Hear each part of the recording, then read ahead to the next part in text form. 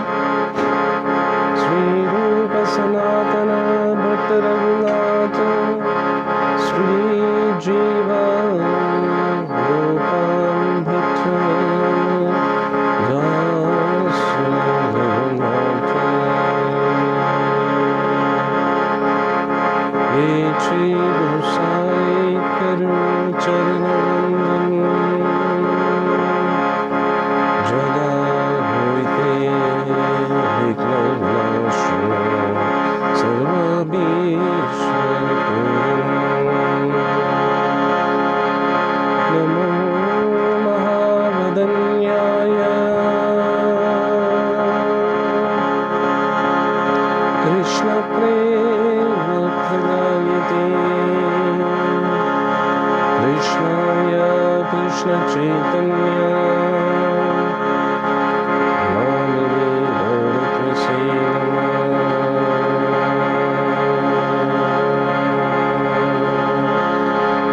पञ्चतत्त्वात्मकं कृष्णम्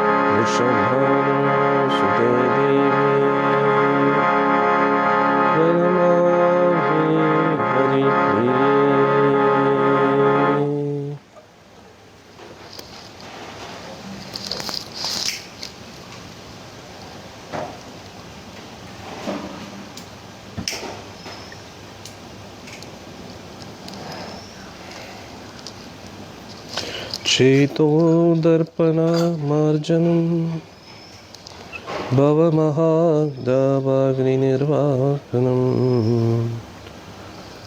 श्रेयाकैरवचन्द्रिका वितरणं विद्यावधू जीवनम् आनन्दाम्बुधिवर्धनं प्रतिपदां पूर्णामृतास्वादनम् सर्वात्मास्मरणं परं विजयते श्रीकृष्ण संकीर्तनं नामामकारि बहुलानि च सर्वशक्ति तत्रार्पिता नियमिता स्मरणेन काला एतादृशी तव कृपा भगवन् ममापि दुर्दैवमीदृशं निरञ्जनिनानुरागा त्रिनादपि सुनीचेन करोदपि सहिष्णुना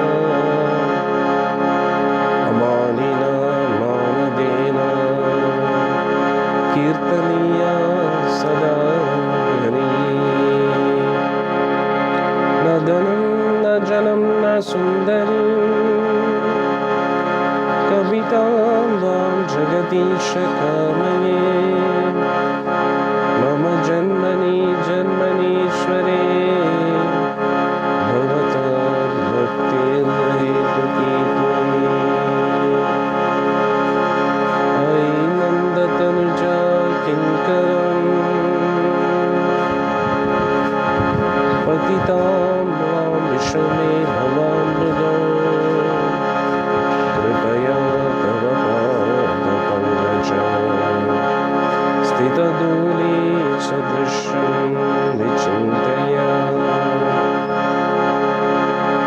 नयनं जलदश्रुधारया वदनं गद्गदरुद्धाय गिरा। पुलके निचितं वपुर्कदा तव नामे ग्रहणे भविष्यति।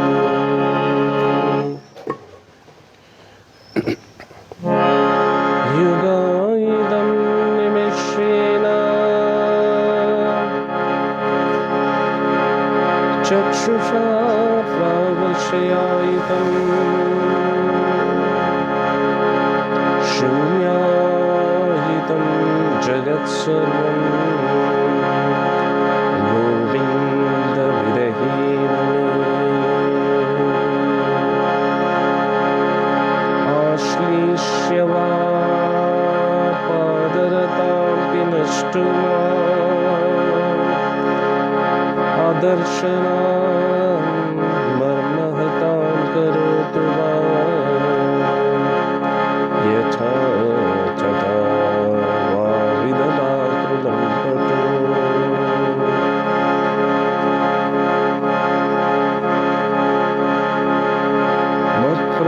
मत्प्राणनाथस्तु स एव न परः।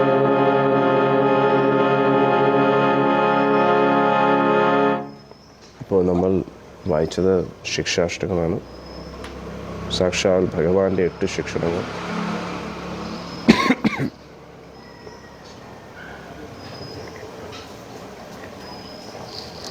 എല്ലാവരും ചൈതന്യ മഹാപ്രഭുവിൻ്റെ ഈ ശിക്ഷാഷ്ടകം എല്ലാ ദിവസവും വായിക്കാൻ ഞാൻ അഭ്യർത്ഥിക്കുകയാണ്. ഇതിൻ്റെ ഫലസ്തുതി തന്നെ എല്ലാ ദിവസവും ചൈതന്യ മഹാപ്രഭുവിൻ്റെ ശിക്ഷാഷ്ടകം വായിക്കുകയാണെങ്കിൽ ദിനം പ്രതി നമ്മുടെ ഉള്ളിലുള്ള ആ കൃഷ്ണപ്രേമം വർദ്ധിക്കുമെന്നാണ് പറയുന്നത്. അതുകൊണ്ട് എല്ലാവരും എല്ലാ ദിവസവും 16 മാല ജപിക്കുന്നതിന് മുമ്പായിട്ട് ശിക്ഷാഷ്ടകം എന്തായാലും ഒരു പ്രാവശ്യമെങ്കിലും വായിക്കണം എന്ന് അഭ്യർത്ഥിക്കുന്നു. ജയ ശ്രീകൃഷ്ണ ചൈതന്യ പ്രഭു നിത്യാനന്ദ ശ്രീ അദ്വൈത ഗദാധര ശ്രീവാസവി ഗൗരഭക്തവൃന്ദ. ജയ ശ്രീകൃഷ്ണ ചൈതന്യ प्रभु नित्यानंद श्री अद्वैत गदाधर श्रीवासवि गौरभक्तवृंद. हरे कृष्णा कृष्ण कृष्ण हरे हरे हरे राम राम राम हरे हरे. हरे कृष्ण कृष्ण कृष्ण हरे हरे हरे राम राम राम हरे हरे. हरे कृष्ण कृष्ण कृष्ण हरे हरे हरे राम राम हरे हरे. मूकं करोति वाचालं पङ्गुं लङ्घयति गिरिं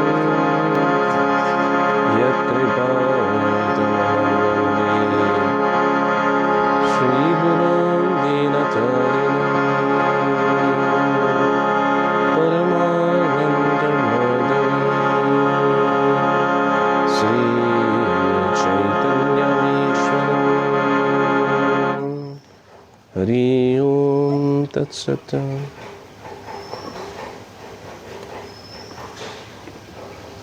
വാതിലടച്ചാൽ സുമേന്ദ്ര, വാതിലടച്ചാൽ.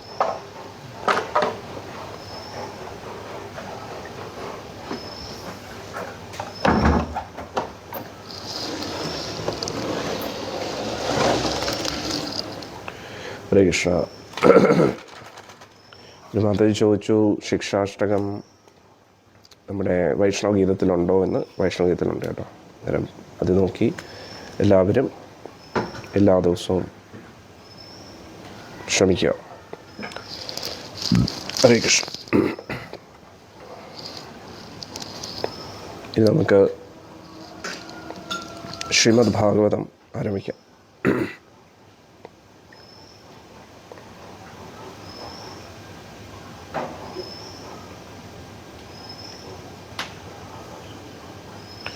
ശ്രീമദ് ഭാഗവത്തിലെ 3-ാമത്തെ സ്കന്ധമാണ് നമ്മളിപ്പോൾ ചർച്ച ചെയ്യുന്നത്. അതിലെ 1-ാമത്തെ അധ്യായം.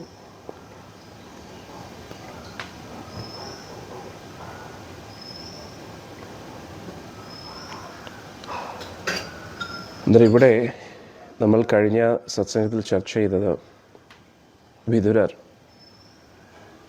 തീർത്ഥസ്ഥലങ്ങളൊക്കെ സന്ദർശിക്കുകയും അവസാനം ഉദ്ധവരുടെ അടുത്ത് എത്തുകയാണ്, യമുനാ തീരത്ത്.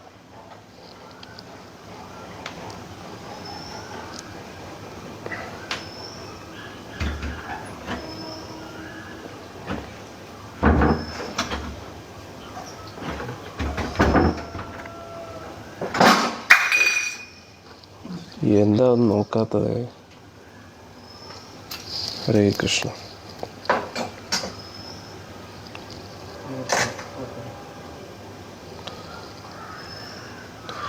ഇങ്ങനെ പല പല തീർത്ഥസ്ഥലങ്ങളും സന്ദർശിച്ചതിന് ശേഷം വിതുരർ യമുനാ തീരത്ത് ഉദ്ധവരെ കാണാൻ എത്തിക്കുകയാണ്. അവിടെ വെച്ച് എന്താണ് സംഭവിക്കുന്നത് എന്ന് നമുക്ക് നോക്കാം. 24-ാമത്തെ ശ്ലോകം. തതസ്ത്വാ അതിവ്രജ്യ സുരാഷ്ട്രം വൃദ്ധം സൗവീരമത്സ്യാൻ കുരുജാംഗലാംശ്ച കാലേന താവത് യമുനാമുപേത്യ തത്രോദ്ധവം ഭാഗവതം ദദർശ. തത്രോദ്ധവം ഭാഗവതം ദദർശ. അല്ലേ, ഭാഗവതൻ, പരമഭാഗവതനായ പരമഭക്തനായ ഉദ്ധവരെ കാണുകയുണ്ടായി. 25-ാമത്തെ ശ്ലോകം. സ വാസുദേവാനുചരം പ്രശാന്തം. വാസുദേവാനുചരം, എപ്പോഴും വാസുദേവൻ്റെ കൂട്ടത്തിൽ നിൽക്കുന്ന ആളാണ്. അനുചരം. പ്രശാന്തം, വളരെ ശാന്തനായിട്ടിരിക്കുക. ബൃഹസ്പതേ പ്രാക്തനയം പ്രതീതം. ബൃഹസ്പതി തനയ, ബൃഹസ്പതിയുടെ ശിഷ്യനാണ്. ദേവഗുരുവായിട്ടുള്ള ബൃഹസ്പതിയുടെ ശിഷ്യനാണ് അദ്ദേഹം. പ്രതീതം, വളരെയധികം അറിയപ്പെടുന്ന ശിഷ്യനാണ്. ആലിംഗ്യഗാഢം, ഉടനെ തന്നെ ആലിംഗനം ചെയ്തു. പ്രണയേന ഭദ്രം, സന്തോഷത്തോടുകൂടി. കാരണം അവിടെ ഉദ്ധവരെ കാണുമെന്ന് വിചാരിച്ചിട്ടല്ല പോയത്. പക്ഷേ ഉദ്ധവരെ കണ്ട ഉടനെ തന്നെ വലിയ സന്തോഷത്തോടു കൂടി ആലിംഗനം ചെയ്തു. സ്വാനം അപ്രച്ഛാത് ഭഗവത് പ്രജാനാം.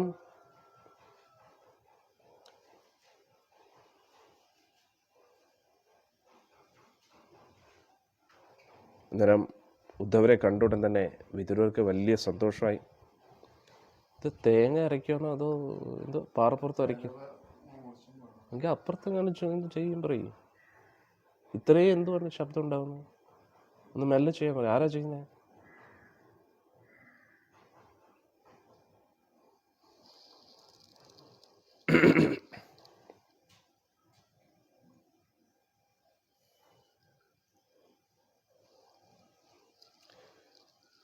അന്നേരം ഇവിടെ പറയുന്നു, സ്നേഹത്തോടു കൂടി ഉദ്ധവരെ കണ്ടപ്പോൾ വലിയ സന്തോഷമായി. ഉടൻ തന്നെ വിതുരർ ഉദ്ധവരെ കെട്ടിപ്പിടിക്കുകയാണ്. ഭഗവാന്റെ നിത്യ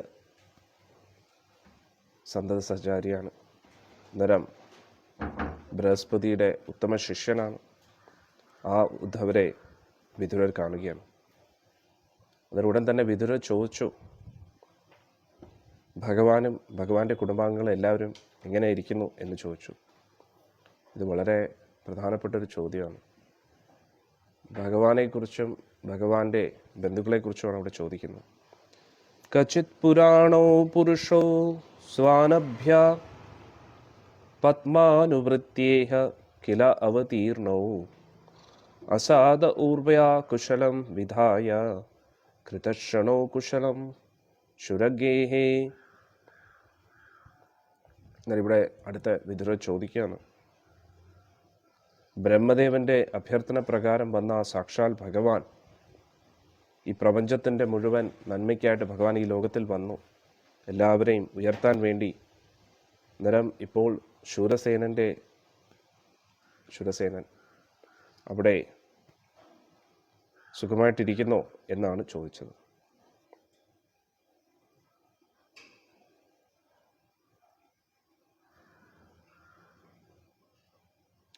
കച്ചിത് കുരൂണാം പരമസുഹൃന്നോ ഭാമാസ ആസ്തേ സുഖം അംഗശൗരി യോ വൈ സ്വശൃണം പിതൃവദ്ദദാതി വരാൻ വദാന്യോ വരതർപ്പണേന. കൗരവരുടെ കുരുവംശം, ഇവിടെ കൗരവർ എന്ന് ഉദ്ദേശിച്ചത് കുരുവംശം, അതായത് പാണ്ഡവർ. അന്നേരം പാണ്ഡവരുടെ ഏറ്റവും ഉത്തമ സുഹൃത്തായിട്ടുള്ള ആ വസുദേവർ സുഖമായിട്ടിരിക്കുന്നു. വളരെയധികം കാരുണ്യമുള്ള വ്യക്തിയാണ് അദ്ദേഹം ഒരു അച്ഛനെ പോലെയാണ് പെങ്ങൾക്കെല്ലാവർക്കും. അതായത് ഇവിടെ ഉദ്ദേശിച്ചത് കുന്തി ദേവിയാണ്. അന്നേരം കുന്തി ദേവിക്ക് സ്വന്തം അച്ഛന് തുല്യമായിരുന്നു വസുദേവർ. പിന്നെ ഏറ്റവും ഉത്തമ ഒരു ഭർത്താവുമാണ് വസുദേവർ. അദ്ദേഹം സുഖമായിട്ടിരിക്കുന്നു. കച്ചിത് വരൂതാധിപതിർ യദൂനാം പ്രദ്യുമ്നാസ്തേ സുഖം അംഗവീര യം രുക്മിണി ഭഗവതോ അഭിലേഭേ ആരാധ്യ വിപ്രാൻ സ്മരം ആദിസർഗേ. പ്രദ്യുമ്നൻ എങ്ങനെ ഉണ്ട് ഉദ്ധവ, പറയൂ. ആരാണ് പ്രദ്യുമ്നൻ? ഭഗവാന്റെ മകൻ, യദുക്കളുടെ സേനാധിപതിയായ പ്രദ്യുമ്നൻ എങ്ങനെയുണ്ട്? പിന്നെ പ്രദ്യുമ്നൻ എന്ന് പറയുന്നത് പൂർവ്വജന്മത്തിൽ കാമദേവൻ തന്നെയായിരുന്നു, രുക്മിണി പുത്രനാണ്. അങ്ങനെ വിതുരർ ഭഗവാനും ഭഗവാന്റെ കുടുംബത്തെക്കുറിച്ച് ഇങ്ങനെ ചോദിച്ചുകൊണ്ടിരിക്കുന്നു. കച്ചിത് സുഖം സാത്വതാ വൃഷ്ണിഭോജ ദശാർഹഗണാം അധിപാസ ആസ്തേ യം അഭ്യഷിഞ്ചത് ചതപത്രനേത്രോ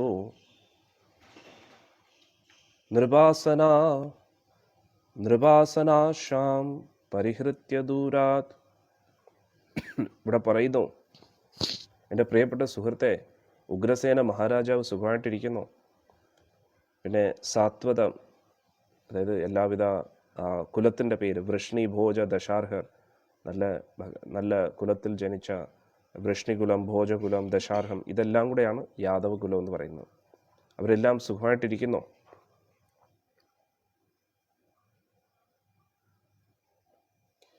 എന്നിട്ട് ഇവിടെ പറയുന്ന ഉഗ്രസേന മഹാരാജാവ് ഇനി സിംഹാസനത്തിൽ ഇരിക്കുമോ എന്ന് തന്നെ വലിയ സംശയമായിരുന്നു. അദ്ദേഹത്തെ കംസൻ കാരാഗ്രഹത്തിലാക്കിയിരുന്നു. പക്ഷെ കംസനെ വധിച്ചതിന് ശേഷം വീണ്ടും ഉഗ്രസേന മഹാരാജാവിനെ തന്നെ ഭഗവാൻ രാജാവാക്കുകയായിരുന്നു. കച്ചിത് ഹരേ സൗമ്യ സുതാ സദൃക്ഷ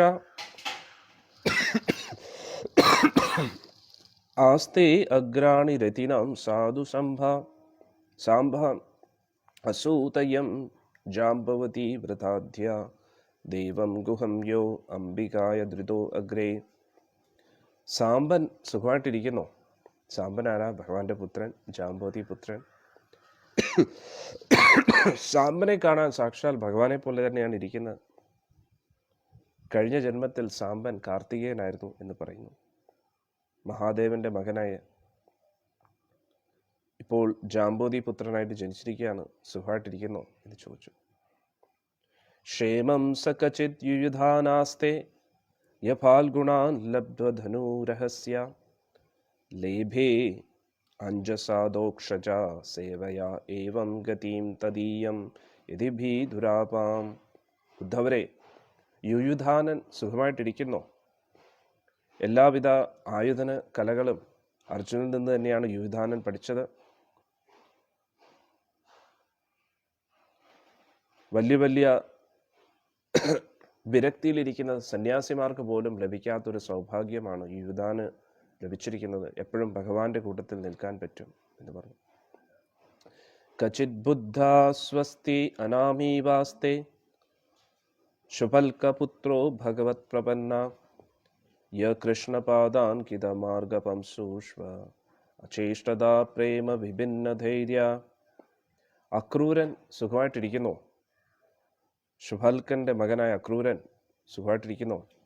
അദ്ദേഹം വളരെ നല്ലൊരു വ്യക്തിയാണ്. ഒരു കുറ്റവും ചെയ്യാത്ത വ്യക്തിയാണ്. എപ്പോഴും ഭഗവാനെ ആശ്രയിച്ചിരിക്കുന്ന വ്യക്തിയാണ്. എന്നിട്ടിവിടെ പറയുന്നു, ഒരിക്കൽ അദ്ദേഹം വൃന്ദാവനത്തിൽ ചെന്നപ്പോൾ അദ്ദേഹത്തിൻ്റെ സമനിലയൊക്കെ തെറ്റി വൃന്ദാവന മണ്ണിൽ ഉരുളാൻ തുടങ്ങി. ഭഗവാന്റെ തൃപ്പാദം പതിഞ്ഞ ആ മണ്ണ് കണ്ടപ്പോൾ അവിടെ വൃന്ദാവനത്തിൽ ഉരുളാൻ തുടങ്ങി. അത്രയ്ക്ക് ഉത്തമ ഭക്തനാണ് അക്രൂരൻ എന്ന് പറയുകയാണ്.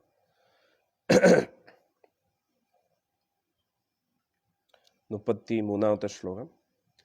കച്ചിത് ശിവം ദേവകഭോജപുത്ര്യ വിഷ്ണുപ്രജായ ഇവ ദേവമാധു യവൈ സ്വഗർഭേന ദദാര ദേവം ത്രയ്യതാ യജ്ഞ വിതാനാം അർത്ഥം.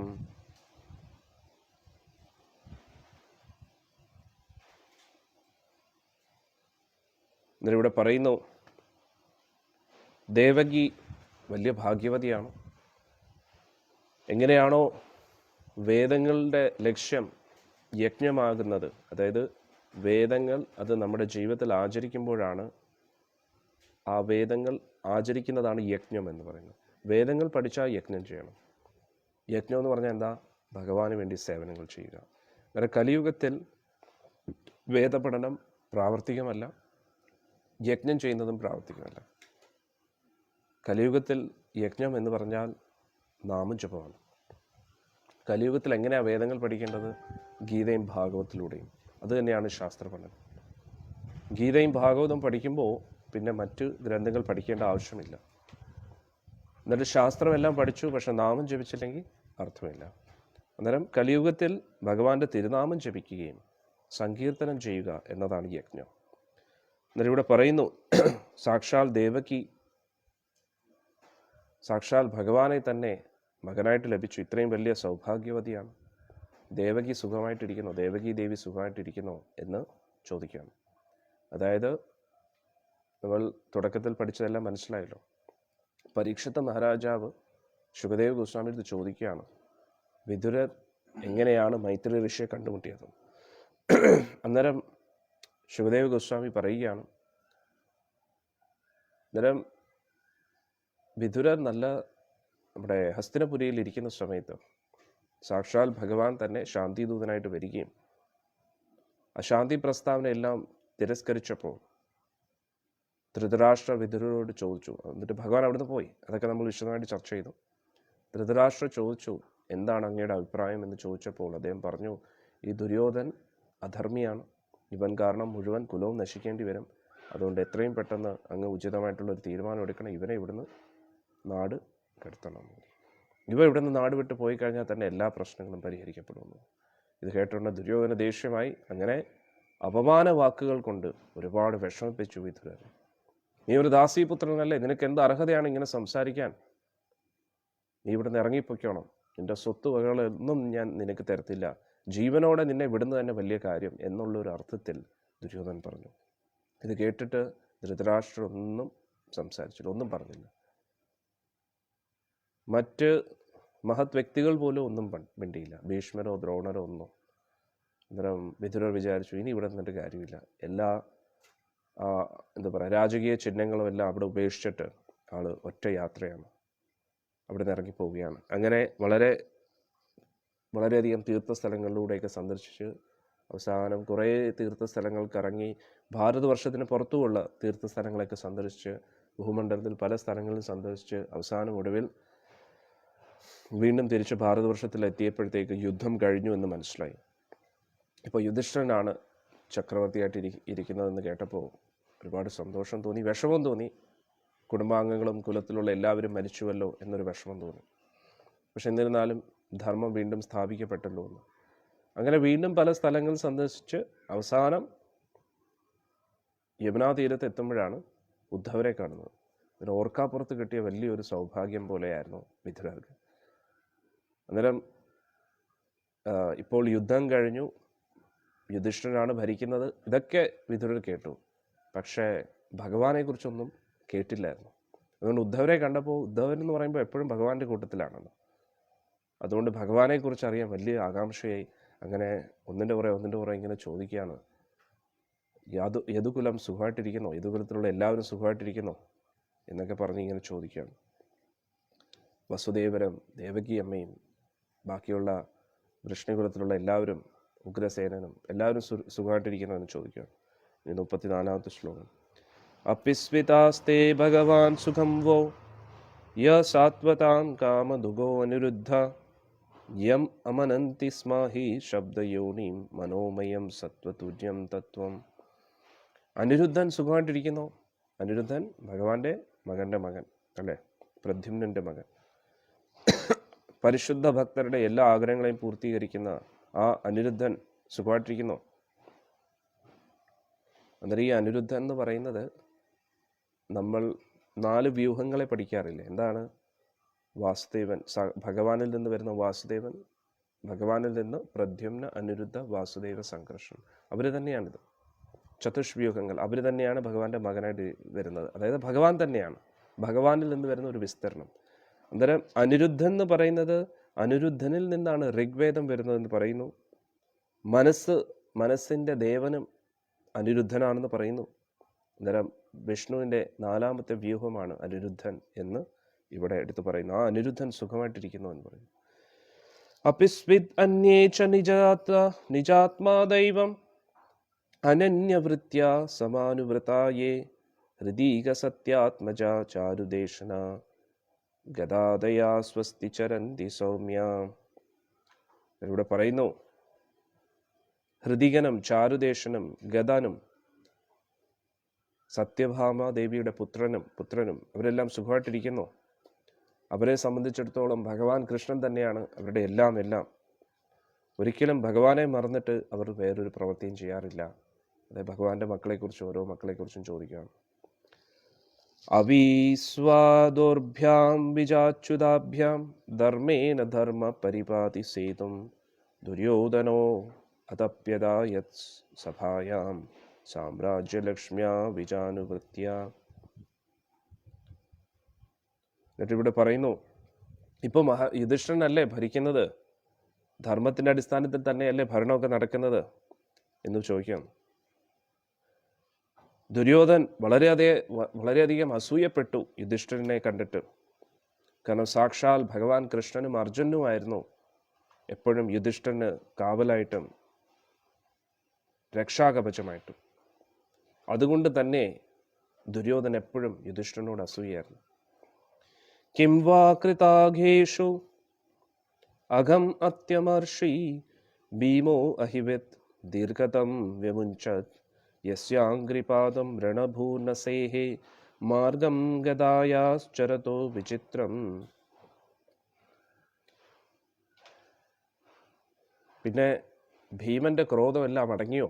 വളരെയധികം ക്രുദ്ധനായിട്ടിരിക്കുമായിരുന്നു, ഒരു പാമ്പിനെ പോലെ ഇരിക്കുമായിരുന്നു അല്ലേ. ചവിട്ടുകൊണ്ട ഒരു പാമ്പിനെ പോലെ എങ്ങനെയെങ്കിലും എതിരാളികളെ കൊല്ലണമെന്ന് പറഞ്ഞ് നടന്നിരുന്ന ആ ഭീമന്റെ കലിയൊക്കെ അടങ്ങിയോ?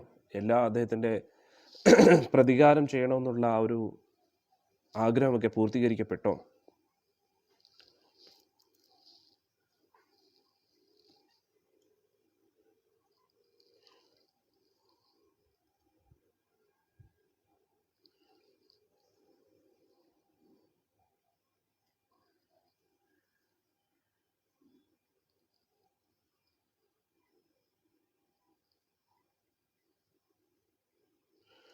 എന്നിട്ട് ഇവിടെ ശ്രീല പ്രഭുപാദജി പറയുന്നു,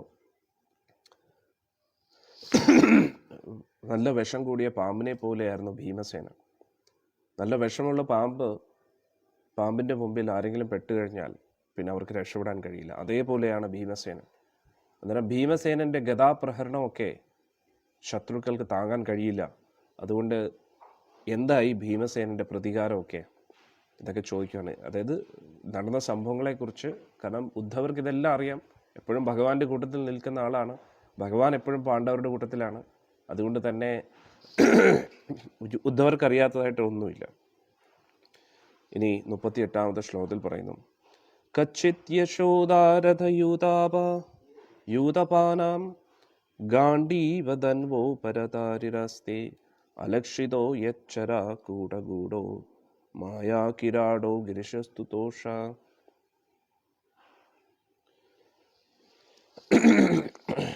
അർജുനൻ, ഗാണ്ഡീവ്യധാരിയായിട്ട് അറിയപ്പെടുന്ന അർജുനൻ സുഖമായിട്ടിരിക്കുന്നു. എന്നിട്ട് കിരാടവേഷത്തിൽ മഹാദേവൻ വന്നിട്ടും അർജുൻ്റെ മുമ്പിൽ പിടിച്ചേക്കാൻ കഴിഞ്ഞില്ല. അത്രയ്ക്ക് പ്രഗത്ഭനാണ് ആ ഗാണ്ഡീവ്യധാരിയായിട്ടുള്ള അർജുൻ സുഖമായിട്ടിരിക്കുന്നു എന്ന് ചോദിക്കുന്നു.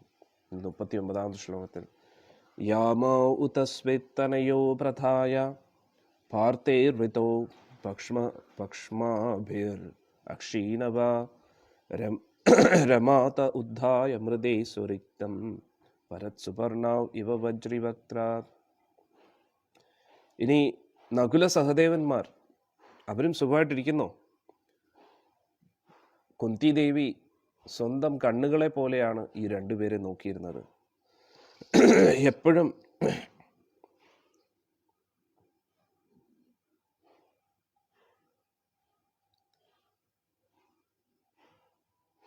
പല രീതിയിൽ പാണ്ഡവരിൽ നിന്നും അവർക്ക് അർഹതപ്പെട്ട രാജ്യത്തെ പിടിച്ചടക്കാൻ നോക്കിയിട്ടും അവർ തിരിച്ചത് പിടിച്ചെടുത്തു. എങ്ങനെയാണോ ഗരുഡൻ ദേവേന്ദ്രനിൽ നിന്നും അമൃതകുംഭം പിടിച്ചെടുത്തത്, അതേപോലെ വജ്രായുധം എറിഞ്ഞിട്ടും ഒന്നും നടന്നില്ല.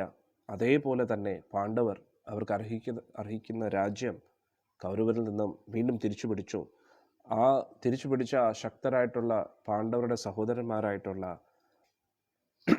നകുലനും സഹദേവനും, കുന്തി ദേവിയാൽ എപ്പോഴും സംരക്ഷിക്കപ്പെട്ടിരുന്ന, കുന്തി ദേവി ഏറ്റവും കൂടുതൽ സ്നേഹിച്ചിരുന്ന ആ നകുലനും സഹദേവനും. ഇതും നമുക്ക് വലിയൊരു പാഠമാണ്. അതായത് ഒരിക്കൽ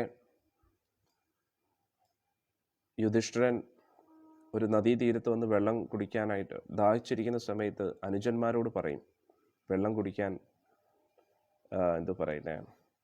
എനിക്ക് ദാഹിക്കുന്നു, കുറച്ച് വെള്ളം കൊണ്ടുവരാൻ പറയും.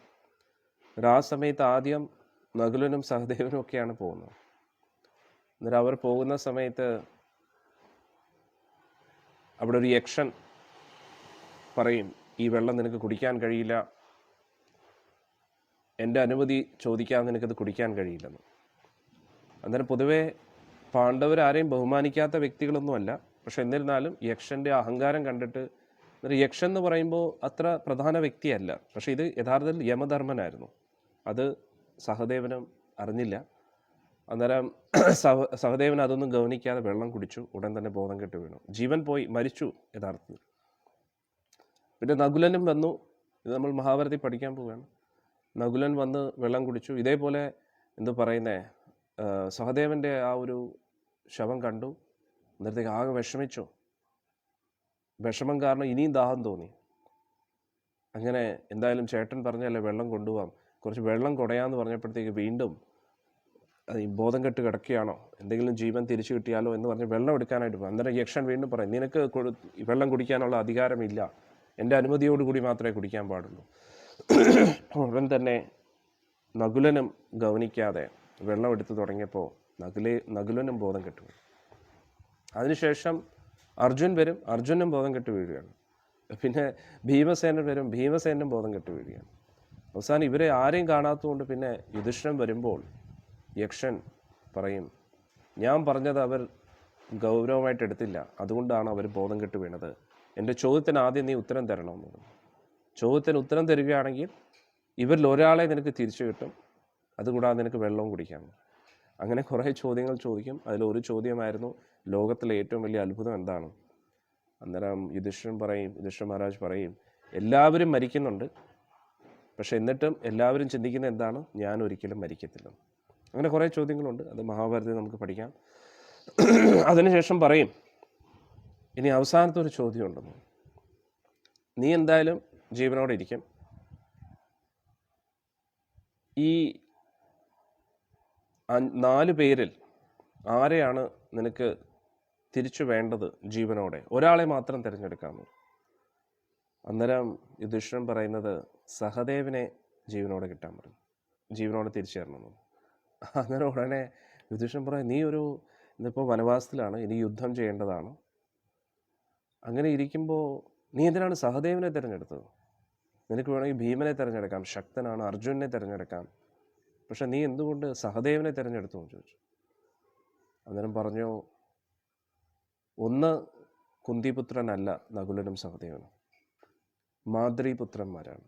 അതായത് പാണ്ഡുവിൻ്റെ 2ാമത്തെ ഭാര്യയായ മാദ്രിയുടെ പുത്രന്മാരാണ്. അന്ന് മുതൽ മാദ്രി ദേവി പോയതിന് ശേഷം, അതായത് പാണ്ഡുവിൻ്റെ വിയോഗത്തിന് ശേഷം മാദ്രി സതിയെടുത്തു, അതായത് ആ ചിതയിൽ തന്നെ ദേഹത്യാഗം ചെയ്യുകയാണ്. പണ്ട് അങ്ങനെ ഒരു സിസ്റ്റം ഉണ്ടായിരുന്നു. ആരും നിർബന്ധിപ്പിച്ചല്ല ചിതയിൽ കത്തിപ്പിക്കുന്നത്, ചിതയിൽ പ്രവേശിക്കുന്നത്, സ്വന്തം ഇഷ്ടപ്രകാരമാണ്. കാരണം ഭർത്താവ് മരിച്ചതിന് ശേഷം ആ ഭാര്യയ്ക്ക് ഈ ലോകത്ത് ജീവിക്കാൻ താല്പര്യമില്ല, ജീവിച്ചിരിക്കുന്നത് തന്നെ ആത്മഹത്യയായിട്ടാണ് തോന്നുന്നത്. അത്രയ്ക്ക് വിരഹമുണ്ടായത് കൊണ്ട് ഭാര്യ സ്വയം അഭ്യർത്ഥിക്കുകയാണ്, എന്നെ അനുവദിക്കണം ആ ചിതയിൽ പ്രവേശിക്കാൻ. അങ്ങനെയായിരുന്നു, അല്ലാതെ നിർബന്ധിപ്പിച്ച് അതിലോട്ട് ചിതയിൽ ഇടുകയല്ല ചെയ്യുന്നത്. അന്നേരം കുന്തി ദേവി സതി സ്വീകരിക്കാൻ വളരെയധികം താല്പര്യത്തോടു കൂടി മുന്നോട്ട് വന്നു. അന്നേരം മാദ്രി ദേവി പറഞ്ഞു, കുന്തി ദേവി അവിടുന്ന് പ്രവേശിക്കരുത്, സതിയാകരുത്, കാരണം എനിക്ക് ഈ 5 കുട്ടികളെയും നോക്കാൻ കഴിയില്ല. അവിടുന്നാണെങ്കിൽ എൻ്റെ മക്കളെയും അവിടുത്തെ മക്കളെയും ഒരേപോലെ കാണും, പക്ഷെ എനിക്കത് കാണാൻ കഴിയില്ല. കാരണം കുന്തി ദേവി സതി സ്വീകരിച്ചു കഴിഞ്ഞാലും ഞാൻ ഈ 5 പേരെ നോക്കുകയാണെങ്കിലും എൻ്റെ സ്നേഹം കൂടുതലും എൻ്റെ മക്കളോട് തന്നെ ആയിപ്പോവും. പക്ഷെ കുന്തി ദേവി അവിടുന്ന് അങ്ങനെയല്ലെന്ന് എനിക്കറിയാം, ഒരിക്കലും പക്ഷാഭേദം കാണിക്കില്ല. ആ ഒരു വിശ്വാസം എനിക്കുണ്ടെന്നത്. അതുകൊണ്ട് എന്നെ അനുവദിക്കണം സതി സ്വീകരിക്കാൻ വേണ്ടി. നോക്കണേ, എത്ര ശ്രേഷ്ഠമായിട്ടുള്ള ചിന്താഗതിയാണ് നോക്കണേ. അങ്ങനെയാണ് മാദ്രി ദേവി ആ ചിതയിലേക്ക് പ്രവേശിക്കുന്നത്. ഒന്നാലോചിച്ചു നോക്കൂ, അന്നു മുതൽ കുന്തി ദേവി 3 പേരെ കാട്ടിയും ഏറ്റവും കൂടുതൽ സ്നേഹിക്കുന്നത് ഈ 2 പേരെയാണ്, നകുലനെയും സഹദേവനും. അത് മനസ്സിലാക്കിയിട്ട് സാക്ഷാൽ ധർമ്മപുത്രൻ യുധിഷ്ഠിരൻ പറയുകയാണ്, ഇനി ഒരാളെയും കൂടെ എനിക്ക് ജീവനോടെ കിട്ടാൻ അങ്ങ് അനുവദിക്കുകയാണെങ്കിൽ എനിക്ക് സഹദേവനെ മതി. എന്തുകൊണ്ട്? അവർ 2 പേരും മാതൃപുത്രന്മാരാണ്. പിന്നെ 2 പേരിലും സഹദേവനെ എന്തുകൊണ്ട് സ്വീകരിച്ചു? കാരണം ഏറ്റവും ഇളയത് സഹദേവനാണ്. അതുകൊണ്ട് കുന്തി ദേവിക്ക് ഏറ്റവും കൂടുതൽ ഒരു സോഫ്റ്റ് കോർണർ സഹദേവനോടാണ്. അത്രയ്ക്ക് ശ്രേഷ്ഠമായിട്ടുള്ളൊരു ചിന്താഗതിയാണ്. അതാണ് നമ്മൾ മനസ്സിലാക്കുന്നത്. അതുകൊണ്ടാണ് ഇവിടെ ഇതൊക്കെ മനസ്സിലാക്കിയിട്ടാണ് വിദുരരും പറയുന്നത്. എന്താണ്? എപ്പോഴും കുന്തി ദേവിയാൽ സംരക്ഷിക്കപ്പെട്ട ആ നകുല സഹദേവന്മാർ സന്തോഷത്തോടു കൂടിയാണോ ഇരിക്കുന്നത് എന്നാണ് ചോദിച്ചത്. ഇനി 40ാമത്തെ ശ്ലോകം. അഹോ പ്രതാപി ധ്രിയതേ അർഭകാർത്തേ രാജഋഷി വർയേണ വിനാപിതേന യസ്ത്വേകവീരോ അധിരതോ വിജിഗ്യേ ധനുർദ്വിതീയ കകുഭശ്ചതശ്ര. എന്നിട്ട് പറഞ്ഞു, കുന്തി ദേവി ഇപ്പോഴും ഉണ്ടോ? ഇപ്പോഴും ജീവനോടെ ഉണ്ടോ? കുട്ടികൾക്ക് വേണ്ടി മാത്രമാണ് കുന്തി ദേവി ജീവിച്ചത്.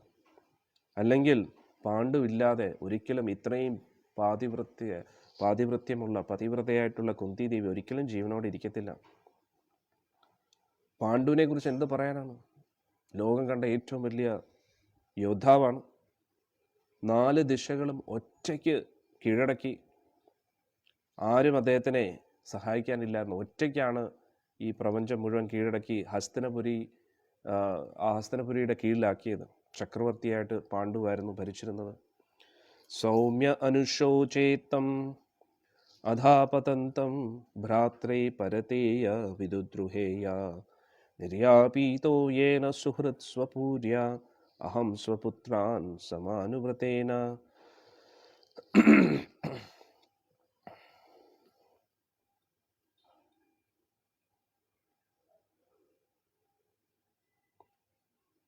ഞാനിവിടെ പറയുന്നു, എനിക്ക് ഏറ്റവും കൂടുതൽ വിഷമം ധൃതരാഷ്ട്രയെക്കുറിച്ച് ആലോചിച്ചിട്ടാണ്. കാരണം പാണ്ഡുവിൻ്റെ മരണത്തിന് ശേഷം ധൃതരാഷ്ട്രർ ആ അനുജനോട് ചെയ്യാൻ പാടില്ലാത്ത കാര്യങ്ങളാണ് ചെയ്തുകൊണ്ടിരുന്നത്.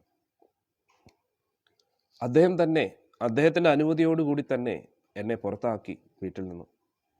ഞാൻ അവരുടെ ഏറ്റവും വലിയ ഹിതകാംക്ഷിയായിരുന്നു. കാരണം അവരുടെ മക്കൾ പറയുന്ന കാര്യങ്ങൾ മാത്രം അവർ സ്വീകരിച്ചു. വേറൊന്നിനും അവർക്ക് താല്പര്യമില്ല. സ്വന്തം മക്കളോട് പറയുന്ന കാര്യങ്ങളിൽ മാത്രമേ അവർ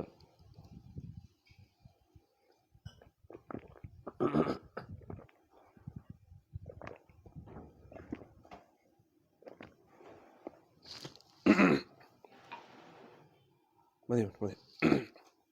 ധൃതരാഷ്ട്ര എപ്പോഴും അദ്ദേഹത്തിൻ്റെ പുത്രസ്നേഹത്താൽ അന്ധനായിരുന്നു. അദ്ദേഹം എപ്പോഴും അവരുടെ സ്വാർത്ഥതയ്ക്ക് വേണ്ടി മാത്രം തീരുമാനങ്ങൾ എടുത്തു. ഞാൻ അവരുടെ ഏറ്റവും വലിയ ഹിതകാംക്ഷിയായിരുന്നു. അവരുടെ നല്ലത് ആഗ്രഹിച്ച് പറഞ്ഞിട്ടും അവർക്കത് മനസ്സിലായില്ലല്ലോ. അങ്ങനെ വിദുരർ അദ്ദേഹത്തിൻ്റെ വിഷമങ്ങളൊക്കെ പറയുകയാണ്. ഒന്ന് ആലോചിച്ച് നോക്കൂ, ഇത്രയൊക്കെ പറഞ്ഞിട്ടും വിദുരരുടെ ഉള്ളിൽ ധൃതരാഷ്ട്രരോടുള്ള ആ സ്നേഹം കണ്ടില്ലേ? വിദുരർ ഒരുപാട് സ്നേഹിച്ചിരുന്നു ധൃതരാഷ്ട്രനെ, സ്വന്തം സഹോദരനെ പോലെ. വേറെ അമ്മയുടെ മകനായിട്ട് പോലും സ്വന്തം സഹോദരനെ പോലെ ഏറ്റവും കൂടുതൽ സ്നേഹിച്ചിരുന്നു. പക്ഷെ എന്നിട്ടും ധൃതരാഷ്ട്രർക്ക് അത് മനസ്സിലായില്ല. സോഹം ഹരേർമർത്യവിദംബനേന തൃശോ നൃടാം ചലയതോ വിധാതു. അന്നേരം ഇവിടെ നമ്മൾ മനസ്സിലാക്കേണ്ട വേറൊരു കാര്യം, വിദുരർ എന്ന് പറയുന്നത് സാക്ഷാൽ യമരാജനാണ്. അതുകൂടാതെ പല പല തീർത്ഥസ്ഥലങ്ങളും സന്ദർശിക്കുന്നു. ഭഗവാന്റെ ഏറ്റവും ഉത്തമ ഭക്തനാണ്. പക്ഷെ എന്നിട്ടും ആ സഹോദര സ്നേഹം പോയിട്ടില്ല. അന്നേരം ഭക്തി എന്ന് പറഞ്ഞു കഴിഞ്ഞാൽ ബന്ധങ്ങളെ കട്ട് ചെയ്ത് മാറ്റുക എന്നതല്ല. ബന്ധങ്ങളുണ്ട്, പക്ഷേ പരമോന്നതമായിട്ടുള്ള ബന്ധം ഭഗവാനുമായിട്ടായിരിക്കും. നമ്മുടെ കുടുംബസ്നേഹം അതൊന്നും ഇല്ല എന്നല്ല. പക്ഷേ ആദ്യം ചോദിച്ച ചോദ്യം എന്താണ്? ധൃതരാഷ്ട്രയെക്കുറിച്ചും എൻ്റെ സഹോദരൻ എങ്ങനെയുണ്ട് അതാണോ? അല്ല. ആദ്യം എന്താ ചോദിച്ചത്? ഭഗവാനെ കുറിച്ചാണ് ആദ്യം ചോദിച്ചത്. അന്നേരം സ്വന്തം ബന്ധുമിത്രാദികളെ കുറിച്ച്, കാരണം ഇത്രയും വലിയൊരു യുദ്ധമാണ് നടന്നത്. ഇപ്പോൾ ഉദാഹരണത്തിന്, ഒരിക്കലും അങ്ങനെ ഒന്നും സംഭവിക്കാതിരിക്കട്ടെ, നമ്മുടെ ജീവിതത്തിൽ സപ്പോസ് നമ്മുടെ കുടുംബാംഗങ്ങൾക്ക് എവിടെയെങ്കിലും ഒരു യാത്രയ്ക്ക് പോയി, എവിടെയെങ്കിലും പോയി, അന്നേരം അവിടെ എന്തോ ഒരു സ്ഫോടനം നടന്നായിട്ട് നമ്മൾ കേട്ടു. ഉടനെ നമ്മൾ വിളിച്ചു, എൻ്റെ ആൾക്കാർക്ക് എന്തെങ്കിലും സംഭവം ഉണ്ടോ, എല്ലാം അവിടെ ഓക്കെ അല്ലേ എന്നൊക്കെ പറഞ്ഞിട്ട്. അന്നേരം ഇവിടെ വലിയൊരു യുദ്ധമാണ് നടന്നത്. ലോകം കണ്ടതിൽ വെച്ച് ഏറ്റവും വലിയ യുദ്ധം. ഈ ലോകത്തുള്ള ഒരു യുദ്ധവും മഹാഭാരത യുദ്ധത്തിന് തുല്യം വരത്തില്ല. അത്രയ്ക്ക് യോദ്ധാക്കൾ പങ്കെടുത്തു. ഇത്രയും വലിയ യുദ്ധം നടന്നപ്പോൾ ഇപ്പോൾ യുധിഷ്ഠിരനാണ് ഭരിക്കുന്നത് എന്നും കേട്ടു. എന്നിട്ട് ആരോടും ചോദിക്കാനൊന്നും നിന്നില്ല. പല പല തീർത്ഥസ്ഥലങ്ങളും സന്ദർശിച്ചിങ്ങനെ പോവുകയാണ്. സ്വന്തം ബന്ധുക്കളായിട്ട് ആരെയും കണ്ടില്ല. അന്നേരമാണ് ഉദ്ധവരെ കണ്ടത്. അന്നേരം ഉദ്ധവരെ കണ്ടപ്പോൾ എന്താ, പൊതുവെ നമ്മളായിരുന്നെങ്കിൽ എന്ത് ചെയ്തേനെ? നമ്മുടെ ബന്ധുക്കളെ കുറിച്ചാണ് ആദ്യം ചോദിക്കുന്നത്. എങ്ങനെ, അവരും ഓക്കെയാണോ? എനിക്ക് ഏറ്റവും ഇഷ്ടപ്പെട്ട ആൾക്കാരൊക്കെ ഓക്കെയാണോ എന്നൊക്കെ ആയിരിക്കും നമ്മൾ ചോദിക്കുന്നത്, അല്ലേ? പക്ഷേ വിദുരൻ എന്താ ചോദിക്കുന്നത്? ഭഗവാനും ഭഗവാന്റെ ബന്ധുക്കളും സുഖമായിട്ടിരിക്കുന്നു, അവരെല്ലാം ഓക്കെയാണോ? എന്നിട്ട് ഏറ്റവും അവസാനം പറയുന്നത്, പൊതുവെ നമുക്ക് കിട്ടിയ അപമാനത്തെക്കുറിച്ചും നമുക്ക് കിട്ടിയ വിഷമത്തെക്കുറിച്ചായിരിക്കും നമ്മൾ ഏറ്റവും കൂടുതൽ ചിന്തിക്കുന്നത്. പക്ഷെ ഇവിടെയാണ് വിദുരരുടെ ആ ഒരു എന്താ പറയുന്നത്, ഉയർന്ന ചിന്താഗതി നമുക്ക് മനസ്സിലാക്കാൻ കഴിയുന്നത്. വിദുരർ ഏറ്റവും അവസാനമാണ് പറയുന്നത്, ഞാൻ അവർക്ക് വേണ്ടി ഇത്രയും നല്ല കാര്യങ്ങൾ ചെയ്തിട്ടും അവരെന്തുകൊണ്ടത് മനസ്സിലാക്കിയില്ല. അന്നേരം നമ്മുടെ വാക്കുകൾ എന്ന് പറയുന്നത് നമ്മുടെ ചിന്താഗതി തന്നെയാണ്. നമ്മുടെ ഉള്ളിലിരിപ്പാണ് വാക്കുകളിലൂടെ പുറത്തു വരുന്നത്. അതാണ് നമ്മൾ മനസ്സിലാക്കേണ്ടത്. ചില വ്യക്തികൾ പറയും, എനിക്ക് ഉള്ളിൽ നല്ല സ്നേഹമുണ്ട്, പക്ഷേ പുറമെ ഞാൻ അങ്ങനെ കാണിക്കാറ്. അത് വെറുതെ പറച്ചിലായിട്ട്. ഉള്ളിലുള്ളതേ സംസാരത്തിലൂടെയും പ്രവൃത്തിയിലൂടെയും പുറത്തു വരും. അത് തന്നെയാണ് ഭാഗവതം. ശ്രീമദ് ഭാഗവതം തുടക്കം മുതൽ അവസാനത്തെ അധ്യായം വരെ നമ്മൾ നോക്കുകയാണെങ്കിൽ എല്ലാം ഭക്തർ തമ്മിലുള്ള സംവാദങ്ങളാണ്. ആ സംവാദത്തിലൂടെ ഓരോ ഭക്തരുടെയും ചിന്താഗതി എന്താണെന്നാണ് സംസാരത്തിലൂടെ പുറത്തു വരുന്നത്. മുഴുവൻ ഭാഗവതം നോക്കിക്കഴിഞ്ഞാൽ സംഭാഷണങ്ങളാണ്,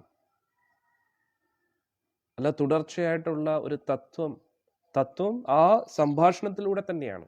അതുകൊണ്ട് തന്നെയാണ് ഭാഗവതം ഇത്രയും മധുരം. കാരണം ഭക്തർ തമ്മിലുള്ള സംവാദമാണ്. അതാണ് നമ്മൾ ഏറ്റവും കൂടുതൽ പഠിക്കേണ്ടത്. അന്നേരം ആ ഒരു സംവാദത്തിലൂടെ നമ്മൾ അവരുടെ ചിന്താഗതിയും അവരുടെ ഉള്ളിൽ നടക്കുന്ന കാര്യങ്ങൾ എന്താണ് എന്ന് നമുക്ക് മനസ്സിലാക്കാൻ കഴിയും. ഇപ്പോൾ ഉദാഹരണത്തിന് ആദ്യത്തെ സ്കന്ധത്തിൽ കുന്തി സ്തുതിയും ഭീഷ്മസ്തുതിയൊക്കെ നമ്മൾ പഠിച്ചു. ഭീഷ്മർ ഏതവസ്ഥയിലിരിക്കുക? ശരശയിൽ കിടക്കുകയാണ്. അന്നേരം ശരശയിൽ കിടക്കുന്ന ഒരു വ്യക്തി എന്താണ് സംസാരിക്കുന്നത് എന്ന് വളരെ ഇമ്പോർട്ടൻ്റ് ആയിട്ടുള്ളൊരു കാര്യമാണ്. കാരണം നമ്മുടെ ദേഹത്തൊരു സൂചി കുത്തുമ്പോഴേ നമ്മൾ ആകെ കൺഫ്യൂസ്ഡ് ആയി പോകും, അല്ലേ? അന്നേരം ഇവിടെ ഇത്രയും ശരങ്ങൾ തുളച്ചു കയറിയിട്ടും ഭീഷ്മരുടെ ആ ഒരു ബോധം, ഭഗവത് ഭക്തി നമുക്ക് കാണാൻ പറ്റും ആ വാക്കുകളിലൂടെ. അതാണ് നമ്മൾ പഠിക്കേണ്ടത്. അതേപോലെ തന്നെ കുന്തി ദേവിയുടെ സ്തുതിയും. ഇത്രയും പ്രശ്നങ്ങളെല്ലാം കഴിഞ്ഞിട്ടും കുന്തി ദേവി എന്താ പറയുന്നത്? ഈ പ്രശ്നങ്ങളൊന്നും ഒരു പ്രശ്നമല്ല ഭഗവാൻ, ഇനി ഏറ്റവും വലിയ പ്രശ്നം അങ്ങ് ഇവിടുന്ന് പോകുന്നതാണ്.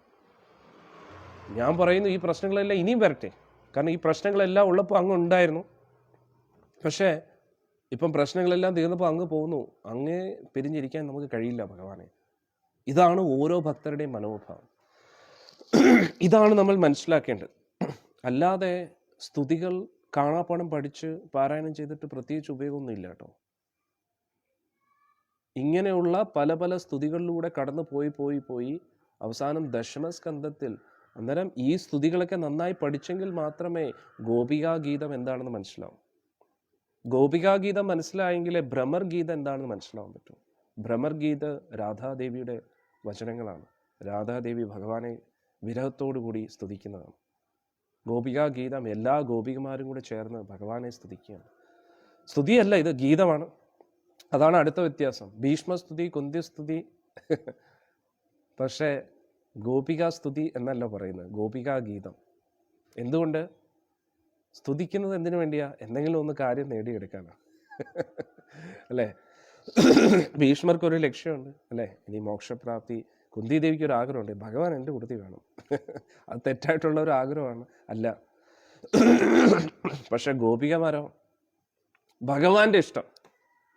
ഭഗവാൻ ഉണ്ടെങ്കിൽ ഓക്കെ, ഇല്ലെങ്കിലും ഓക്കെ. ഭഗവാൻ ഗോപികമാരുടെ മുമ്പിൽ നിന്ന് മറഞ്ഞു നിന്നപ്പോഴും എന്താണ് ഗോപികമാർ ചെയ്യുന്നത്? എല്ലാവരും കൂടെ കൂടിയിരുന്ന് ഭഗവാന്റെ ലീലകൾ ചർച്ച ചെയ്യുന്നു.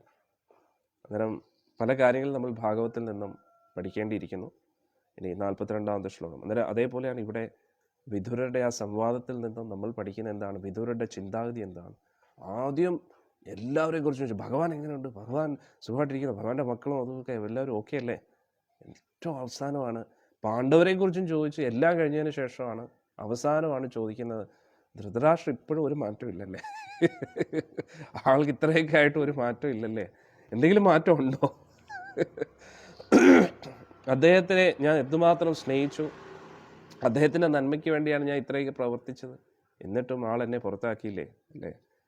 അന്നേരം ആ ഉള്ളിലുള്ള ചെറിയ ഒരു വിഷമം ആണ് പറയുകയാണ്. സോഹം ഹരേർമർത്യവിദംബനേന ദൃശോ നൃണാം ചലയതോ വിധാതു ന അന്യോപലക്ഷ്യ പദവീം പ്രസാദച്ചരാമി പശ്യൻ ഗതോ വിസ്മയോ അത്ര. പിന്നെ ഇവിടെ ഇത്രയൊക്കെ കഴിഞ്ഞിട്ടും പറയുന്നു, എന്തായാലും എനിക്കിത് വലിയ അത്ഭുതമൊന്നുമില്ല, എന്നെ പുറത്താക്കിയ വലിയ അത്ഭുതമൊന്നുമില്ല. കാരണം എന്താണ്? ഞാൻ വളരെ സന്തോഷത്തോടുകൂടി തീർത്ഥ സ്ഥലങ്ങളൊക്കെ സന്ദർശിച്ച് ഞാൻ വളരെ ഹാപ്പിയാണ്. ഇതാണ് ഭക്തർ. കൊട്ടാരത്തിലിരുന്നപ്പോഴും ഹാപ്പിയാണ്, പുറത്താക്കിയപ്പോഴും ഹാപ്പിയാണ്. അന്നേരം ഇവിടെ പറയുന്നു ഇതെല്ലാം ഭഗവാന്റെ തന്നെ നിശ്ചയമാണ്.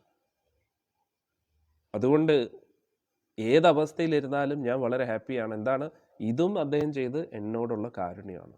അതുകൊണ്ട് ധൃതരാഷ്ട്ര ഇത് എന്നോട് ചെയ്തു എന്നല്ല ഞാൻ ചിന്തിക്കുന്നത്. ഞാൻ എന്താ ചിന്തിക്കുന്നത്? ഭഗവാന്റെ കാരുണ്യമാണ് ലഭിച്ചിരിക്കുന്നത് എന്നാണ് ചിന്തിക്കുന്നത്. ഇതാണ് നമ്മൾ മനസ്സിലാക്കേണ്ടത്. അന്നേരം ഭഗവാന്റെ നാമവും ജപിച്ച് ഭക്തിയിൽ ഉറച്ചു നിൽക്കുന്ന വ്യക്തികളുടെ ജീവിതത്തിൽ എന്ത് സംഭവിച്ചാലും അത് ഭഗവാൻ ചെയ്യുന്നു എന്നല്ല നമ്മൾ മനസ്സിലാക്കേണ്ടത്. ആര് അവർക്കെതിരെ എന്തൊക്കെ ചെയ്താലും അത് ഭഗവാൻ സെറ്റ് ചെയ്ത് തരും. ഒടുവിൽ നമ്മളുടെ ഫേവറിലാക്കും. മനസ്സിലായില്ലേ? അതാണ് ഏറ്റവും ഇമ്പോർട്ടൻ്റ് ആയിട്ടുള്ള പോയിന്റ് നമ്മൾ മനസ്സിലാക്കേണ്ടത്. ഇപ്പോൾ സ്വർഗലോകത്ത് എന്നപ്പോൾ ഉർവശി അതിസുന്ദരിയായിട്ടുള്ള അപ്സരസ് അർജുൻ്റെ അടുത്ത് വന്നിട്ട് പറഞ്ഞു, എനിക്ക് നീയുമായിട്ട് ഒന്നിക്കണമെന്ന് പറഞ്ഞു. അർജുൻ പറഞ്ഞു, നടക്കുന്ന കാര്യമല്ല ദേവി, അല്ലേ, ഇത് അധർമ്മമാണെന്ന് പറഞ്ഞു. ഉടൻ തന്നെ ഒരു ശാപം കൊടുത്തു, നീ ഒരു ആണും പെണ്ണും കെട്ടവനായി പോട്ടെ എന്ന്, അല്ലേ. ആള് നല്ല കാര്യമല്ലേ പറഞ്ഞത്, അല്ലേ. നമ്മൾ ഒരിക്കലും അധർമ്മം ചെയ്യത്തില്ലെന്ന് പറഞ്ഞത്. അവസാനം ഇതെല്ലാം കഴിഞ്ഞിട്ട് തിരിച്ചു വന്നപ്പോൾ അന്നേരം ഉർവശി ശാപം ഉപകാരമായി എന്നല്ല, ഭഗവാൻ അത് ഉപകാരമാക്കി മാറ്റി എന്നാണ് മനസ്സിലായത്. അതാണ് കൃഷ്ണഭക്തിയുടെ പ്രത്യേകത. കൃഷ്ണഭക്തിയിൽ ഇരിക്കുമ്പോൾ എന്തൊക്കെ പണി ആരൊക്കെ എന്തെങ്കിലും ചെയ്താലും അതൊക്കെ നമ്മുടെ ഫേവറിലായിട്ട് മാറും. ഞാൻ ചിരിക്കുന്ന എന്താണെന്ന് വെച്ചാൽ ഒരുപാട് പണി കിട്ടാറുണ്ട് അവിടുന്ന് ഇവിടുന്നൊക്കെ. പക്ഷെ അവസാനം നോക്കുമ്പോൾ അതെല്ലാം എനിക്ക് ഉപകാരമായിട്ട് ഞാൻ വലിയ സംഭവമായിട്ടല്ല പറയുന്നത്, ഗുരുവായൂരപ്പൻ്റെ കാരുണ്യം ഓർത്ത് ചിരിച്ചു. എന്നിട്ട് ഈ പണി തരുന്നവര് വിചാരിക്കുക ഇവനെ കൊണ്ട് തോറ്റല്ല, ഇവ എന്തോ എങ്ങനെയെങ്കിലും ഞാൻ എന്താ പറയുക കട്ടപ്പൊകയാകാൻ ആഗ്രഹിക്കുന്ന കുറെ ആൾക്കാർ. പക്ഷെ എന്താ പറയാ, സത്സംഗതി ചിരി തന്നെ വലിയൊരു പ്രശ്നമാണ്. ആൾക്കാർ ഇവന്റെ ചിരി മങ്ങുന്നില്ലല്ലോ എന്ന് പറഞ്ഞിട്ട് ചിരിക്കാൻ വേണ്ടി ചിരിക്കുന്നതല്ല, എങ്ങനെ ചിരിക്കാതിരിക്കും. അവരെ കളിയാക്കുന്നതല്ല, ഭഗവാന്റെ ഓരോ കളികൾ കണ്ടിട്ട് ചിരിച്ചു. നല്ലത് ആരെയും കളിയാക്കുന്ന. ഭഗവാൻ ഒരാളെ രക്ഷിക്കണമെന്ന് വിചാരിച്ച അവരെ ആർക്കും ഒന്നും ചെയ്യും. ഇനി ഭഗവാൻ ഒരാളെ ശിക്ഷിക്കണമെന്ന് വിചാരിച്ചാലോ അവ എവിടെ പോയി വിളിച്ചിട്ടും ഒരു കാര്യമില്ല. അതാണ് നമ്മൾ അത് ഓർത്ത് ഞാൻ ചിരിച്ചു. പിന്നെ ഞാനോ പ്രഹ്ലാദനെ പോലെ ഉത്തമ ഭക്തനൊന്നുമല്ല, പക്ഷെ ഭഗവാനെ ഒരുപാട് ഇഷ്ടമാണ്, അത് സത്യം. ഭഗവാനെ ഒരുപാട് ഇഷ്ടമാണ്. അത് എൻ്റെ കാരുണ്യമല്ല, എൻ്റെ ഗുരു മഹാരാജിൻ്റെയും പ്രഭുപാജിയുടെയും കാരുണ്യമാണ്. അല്ലെങ്കിൽ എൻ്റെ ജീവിതം വെറുതെ പോയ. ഇപ്പം ഞാൻ എന്തൊക്കെ ചെയ്യുന്നു അതൊക്കെ പ്രഭുപാജിക്ക് വേണ്ടിയും ഗുരു മഹാരാജിന് വേണ്ടിയാണ്. അതുകൊണ്ടാണ് കൃഷ്ണൻ ഇത്രയും സ്നേഹം ഉണ്ടെന്ന് അഹങ്കാരത്തോടുകൂടി എനിക്ക് പറയാൻ കഴിയില്ല. തോന്നുന്നു അദ്ദേഹത്തിന് സ്നേഹമുണ്ടെന്ന്, അല്ലെങ്കിൽ പിന്നെ അദ്ദേഹത്തിൻ്റെ കാര്യം നടത്താൻ വേണ്ടിയായിരിക്കും, പ്രചരണം മുന്നോട്ട് പോകാൻ വേണ്ടി ഒരു നിമിത്തമല്ലേ എന്ന് പറഞ്ഞിട്ടായിരിക്കും. എന്തൊക്കെയാണെങ്കിലും ഞാൻ വളരെ ധന്യനായിട്ട് എനിക്ക് തോന്നുന്നു. എനിക്കൊരു യോഗ്യത അതിനില്ല, പക്ഷേ അതാണ് ഞാൻ ഏറ്റവും കൂടുതൽ ഇത്രയും ചിരിക്കുന്നത്. കാരണം എനിക്കൊരു യോഗ്യതയില്ല, ഗുരുവായൂരപ്പൻ ഇത്രയും കാരുണ്യം അടിയനോട് കാണിക്കുന്നില്ല. അതാണ് ഞാൻ ഓർത്ത് എത്രയും ചിരിക്കുന്നത്. ഈ പിച്ചക്കാരന് ലോട്ടറി അടിക്കുമ്പോൾ ഒരു സന്തോഷം കാണത്തല്ലോ, വിശ്വസിക്കാൻ പറ്റത്തില്ല എന്താ ഈ സംഭവിക്കുന്നത്. അതേപോലെയാണ് ഇവിടെയും സംഭവിക്കുന്നത്. ഇത് ഞാൻ പല പ്രാവശ്യവും സത്സംഗത്തിലും പറഞ്ഞിട്ടുണ്ട്. പരീക്ഷിത് മഹാരാജാവ് തന്നെ പറയുകയാണ്, കുരുക്ഷേത്ര ഭൂമി എന്ന് പറഞ്ഞാൽ വലിയൊരു സമുദ്രമാണ്. അവിടുത്തെ വലിയ വലിയ തിമിംഗലങ്ങളാണ് ഭീഷ്മരും അങ്ങനെ ഇങ്ങനെ ഓരോരോ ആൾക്കാരൊക്കെ, ഭീഷ്മരും ദ്രോണരും അവരുമൊക്കെ. അതിൻ്റെ ഇടയിൽ എൻ്റെ പിതാമഹനായിട്ടുള്ള അർജുനൻ എങ്ങനെ പിടിച്ചു നിന്നു എന്ന് എനിക്ക് അറിഞ്ഞുകൂടാ. അത് തീർച്ചയായിട്ടും ആ സാരഥിയുടെ കഴിവാണ്, ആ പാർത്ഥൻ്റെ സാരഥി.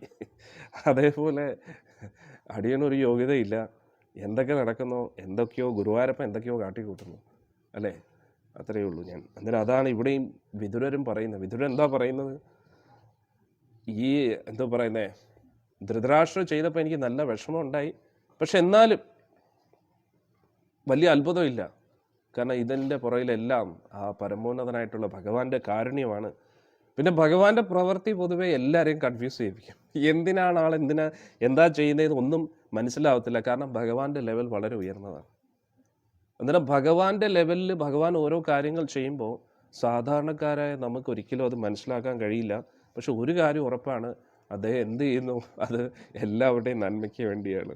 അതുകൊണ്ട് ഞാൻ വളരെയധികം സന്തുഷ്ടനാണ് എന്ന് വിതുരർ പറയുന്നു. സോഹം ഹരേർമർത്യ വിദംബനേന ദൃശോ നൃണാം ചാലയതോ വിധാതു. അന്നേരം ചാലയതോ പൊതുവെ എന്താ പറയുന്നേ, എല്ലാവരെയും കൺഫ്യൂസ് ചെയ്യിപ്പിക്കും ഭഗവാന്റെ ഓരോ പ്രവർത്തികൾ. ന അന്യോപലക്ഷ്യ പദവി പ്രസാദ ചരാമി പശ്യൻ ഗത വിസ്മയോ അത്ര. പക്ഷെ എന്നാലും എനിക്ക് അത്ഭുതമൊന്നുമില്ല. കാരണം എന്താണ്, ഭഗവാന്റെ കാരുണ്യം തന്നെയാണ്. ഇതാണ് നമ്മൾ പഠിക്കേണ്ടത്. ഇത് നമ്മൾ പഠിച്ച അടിപൊളിയായി ജീവിതം. മനസ്സിലായില്ലേ? എന്ത് സംഭവിച്ചാലും അത് ഗുരുവായൂരപ്പൻ്റെ ഇഷ്ടം. നമ്മുടെ കഴിവിൻ്റെ പരമാവധി നോക്കുക. എല്ലാം ചെയ്തിട്ടും ഏതൊക്കെയോ രീതിയിലാണ് കാര്യങ്ങൾ വരുന്നതെങ്കിൽ എന്താ ചെയ്യുക? എല്ലാം ഹരിയുടെ ഇച്ഛ. അത്രയേ ഉള്ളൂ. നമ്മുടെ കഴിവിൻ്റെ പരമാവധി ശ്രമിക്കുക. പിന്നെ എല്ലാം കൂടെ എന്തെങ്കിലുമൊക്കെ സംഭവിക്കുകയാണെങ്കിൽ എല്ലാം ഹരിയുടെ ഇച്ഛ. അത്രയേ ഉള്ളൂ. അത്രയും ചെയ്താൽ മതി. നമ്മുടെ മനസ്സങ്ങനെ തയ്യാറാക്കണം. അടുത്താണ് മനസ്സിലാകുന്നത്. ഇനി അടുത്ത 43-ാമത്തെ ശ്ലോകം. ഒരു മാതാജി പറയുന്നത്, ഗുരുവിൻ്റെ കോൺഫിഡൻസ് കണ്ടാണ് ഭക്തി പ്രാക്ടീസ് ചെയ്യരുത്. ഇത് കോൺഫിഡൻസ് അല്ല, ഇത് വേറെ എന്തെങ്കിലും ചെയ്യാൻ പറ്റും. ഇത് കോൺഫിഡൻസ് അല്ല, യാഥാർത്ഥ്യം. ഹരേ കൃഷ്ണ. നമുക്ക് എന്തെങ്കിലും ചെയ്യാൻ പറ്റുമോ? ഒന്നും ചെയ്യാൻ പറ്റില്ല. അത് എല്ലാ ഹരിയുടെ ഇച്ഛ നടക്കട്ടെ, അത്ര. ഇത് കോൺഫിഡൻസ് അല്ല, റിയാലിറ്റിയാണ്.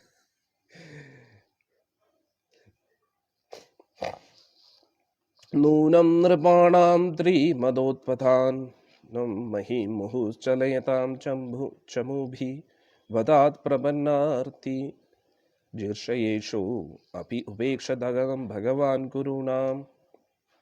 ഇവിടെ പറയുന്നു, ഭഗവാനെ കുറിച്ച് വീണ്ടും പറയുകയാണ്. എന്താണ്?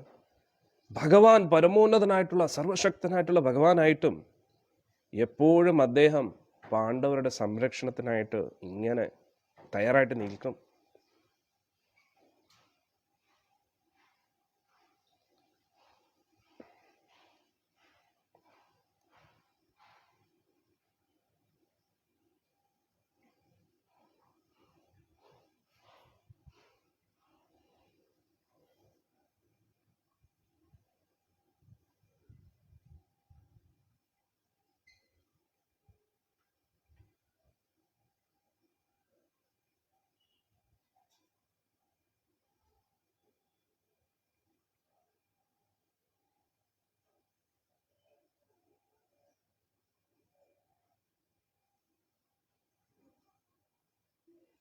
അന്നേരം ഇവിടെ പറയുന്ന വളരെ പ്രധാനപ്പെട്ട ഒരു പോയിന്റ് എന്താണെന്നറിയാം? പ്രഭുപാദജി പറയുകയാണ്, പൊതുവെ ഭഗവാന്റെ ഒരു സ്വഭാവം അനുസരിച്ച് ഭഗവാന്റെ ഭക്തർക്ക് എന്തെങ്കിലും ഒരു പ്രശ്നം വന്നാൽ ഭഗവാൻ ഇടപെട്ടിരിക്കുന്നതാണ്. എങ്ങനെയാണ് ഭഗവാൻ പ്രതികരിക്കുന്നതെന്ന് ആർക്കും പ്രവചിക്കാൻ കഴിയില്ല. അന്നേരം ഇത്രയും അനീതിയും അധർമ്മം നടന്നിട്ടും ഭഗവാൻ എന്തുകൊണ്ട് ആദ്യമേ തന്നെ കൗരവരെ ഒന്നും ചെയ്തില്ല? അതിനെക്കുറിച്ച് ആചാര്യൻ ശ്രീല പ്രഭുപാദജി പറയുന്നു, ഭഗവാൻ നോക്കിയപ്പോൾ, ഇത് നമ്മൾ ഒരിക്കലും കേൾക്കാത്ത കാര്യമാണ് ഇനി ഞാൻ പറയാൻ പോകുന്നു. പ്രഭുപാദജിയുടെ കാരുണ്യം, ശ്രീല പ്രഭുപാദജിക്ക് ജയ. അന്നേരം പ്രഭുപാദജി പറയുന്നു, 3 കാരണങ്ങളാൽ ഈ ലോകത്തുള്ള രാജാക്കന്മാരെല്ലാം അഹങ്കാരികളായി തീർന്നു. ഈ ലോകത്തിലെ ഏറ്റവും വലിയ അഹങ്കാരത്തിൻ്റെ 3 കാരണമാണ്. എന്ത്? സമ്പത്ത്, അറിവ്, അനുയായികൾ. ഈ 3 കാരണങ്ങളാണ് ഒരാളെ അഹങ്കാരിയാക്കി തീർക്കുന്നത്. സമ്പത്ത്, അറിവ്, അനുയായികൾ. അന്നേരം ഈ ലോകത്തുള്ള രാജാക്കന്മാരെല്ലാം അഹങ്കാരികളായി തീർന്നു. അന്നേരം ഭഗവാൻ വിചാരിച്ചു, എന്തായാലും കൗരവർക്കൊരു പണി കൊടുക്കണം. പാണ്ഡവർക്കെതിരെ ഇത്രയും അനീതി അധർമ്മം ചെയ്തത് കൊണ്ട് കൗരവർക്ക് നല്ലൊരു പണി കൊടുക്കണമെന്ന് വിചാരിച്ചു ഭഗവാൻ. പക്ഷേ ഭഗവാൻ എന്താ ചെയ്തത്? കുറച്ചും കൂടെ കാത്തിരിക്കാം, എന്നിട്ട് ഈ കൗരവരെ പോലെയുള്ള എല്ലാവരെയും ഒന്നിച്ചു കിട്ടണം. അന്നേരം പൊതുവെ ചില വ്യക്തികൾ പറയും, ദ്രൗപദി ദേവിക്കെതിരെ അപമാനം നടന്നതും പാണ്ഡവർക്കെതിരെ നടന്ന എല്ലാ അനീതിയും അധർമ്മത്തിനും ഭഗവാൻ തന്നെയായിരിക്കും അതൊക്കെ ചെയ്യിപ്പിച്ചത്. അല്ല, അതാണ് ഞാൻ നേരത്തെ പറഞ്ഞത്. ഞാനിപ്പോൾ തുടക്കത്തിൽ കുറച്ചു മുമ്പേ പറഞ്ഞത്, നമ്മൾ ഭഗവാന്റെ നാമവും ജപിച്ച് ഭക്തിയിൽ മുന്നോട്ട് പോകുമ്പോൾ ആര് എന്ത് നമുക്കെതിരെ ചെയ്താലും അവസാനം നമുക്ക് നന്മയായിട്ടേ മാറും. അതിന് ഈ പൊതുവെ ഒരു മോട്ടിവേഷണൽ ക്ലാസ്സിലൊക്കെ ചില ആൾക്കാർ പറയും, എന്തു പറയുന്നേ,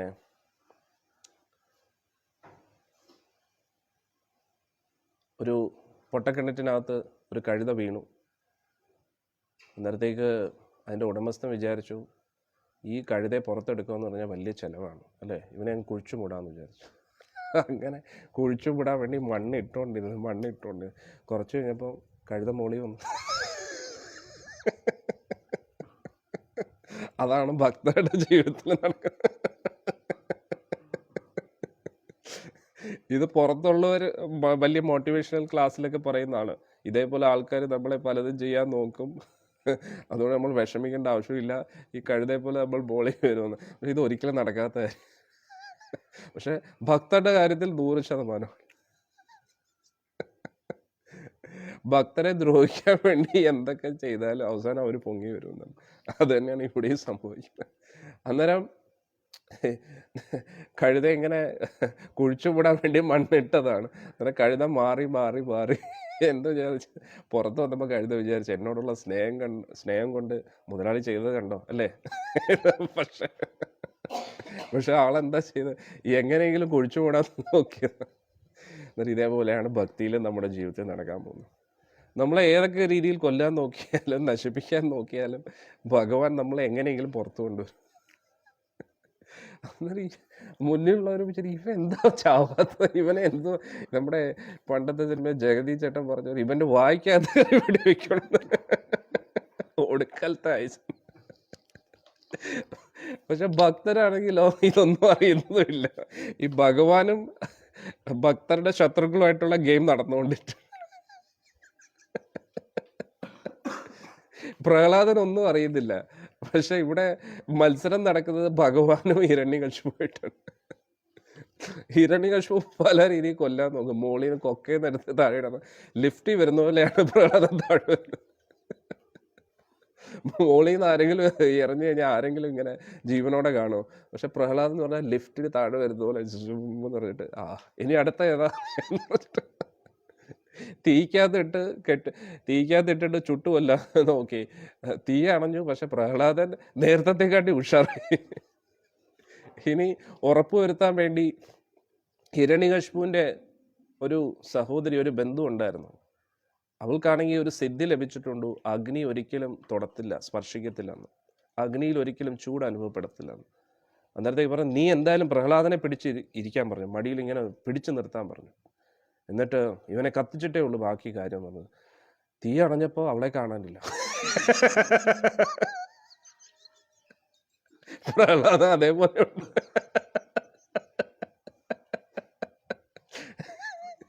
ഇതിൻ്റെ പേരിലാണ് ഹോളി ആഘോഷിക്കുന്നത്. പൊതുവെ ഹോളി എന്നൊക്കെ പറയല്ലേ. ഈ ഹോളിക എന്ന് പറയുന്നത് ഹിരണ്യകശിപുവിൻ്റെ ഒരു ബന്ധുവായിരുന്നു. ഹോളികയായി ഹോളി ആഘോഷിക്കുന്ന ഒരു ദിവസം മുമ്പേ നടന്നത്. അതിൻ്റെ പേരിലാണ് ഇപ്പോഴും ആ സമയത്ത് എല്ലാവരും കൂടെ തീ കൂട്ടി കത്തിക്കാറുണ്ട്. അന്നേരം ഹിരണ്യകശിപു നോക്കിയപ്പോൾ ഹോളികയെ കാണാനില്ല, ഹോളിക ചമ്പലായി. ആനകളെ കൊണ്ട് ചവിട്ടി നോക്കി, ഒന്നും സംഭവിക്കുന്നില്ല. അങ്ങനെയാണ്. അന്നേരം ഭക്തരങ്ങനെയാണ്. ഭഗവാൻ നേരത്തെ ഞാൻ പറഞ്ഞില്ലേ, അതേപോലെ ഭഗവാൻ പാണ്ഡവരെ സംരക്ഷിച്ചുകൊണ്ടിരിക്കുകയായിരുന്നു. പക്ഷെ ഇതിനെല്ലാം കൂടെ ചേർത്ത് പലിശ സഹിതം ഭഗവാൻ വന്ന് ഹിരണ്യകശിപുവിനെ എൻകൗണ്ടർ ചെയ്തു, കീറിക്കളഞ്ഞു അല്ലേ. നഖം വെച്ചിട്ട് ഒറ്റ കീറാണ്. അതേപോലെ എല്ലാം കൂടെ ചേർത്ത് അങ്ങ് ഒരു പണി അങ്ങ് കൊടുത്തു അല്ലേ.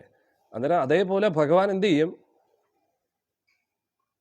ഭഗവാൻ ക്ഷമിക്കും. എന്തിനു വേണ്ടിയാണെന്നറിയാം, ഭക്തരോട് സ്നേഹമില്ലാത്തതുകൊണ്ടൊന്നും അല്ല, അതുകൊണ്ടല്ലോ സംരക്ഷിക്കുന്നത്.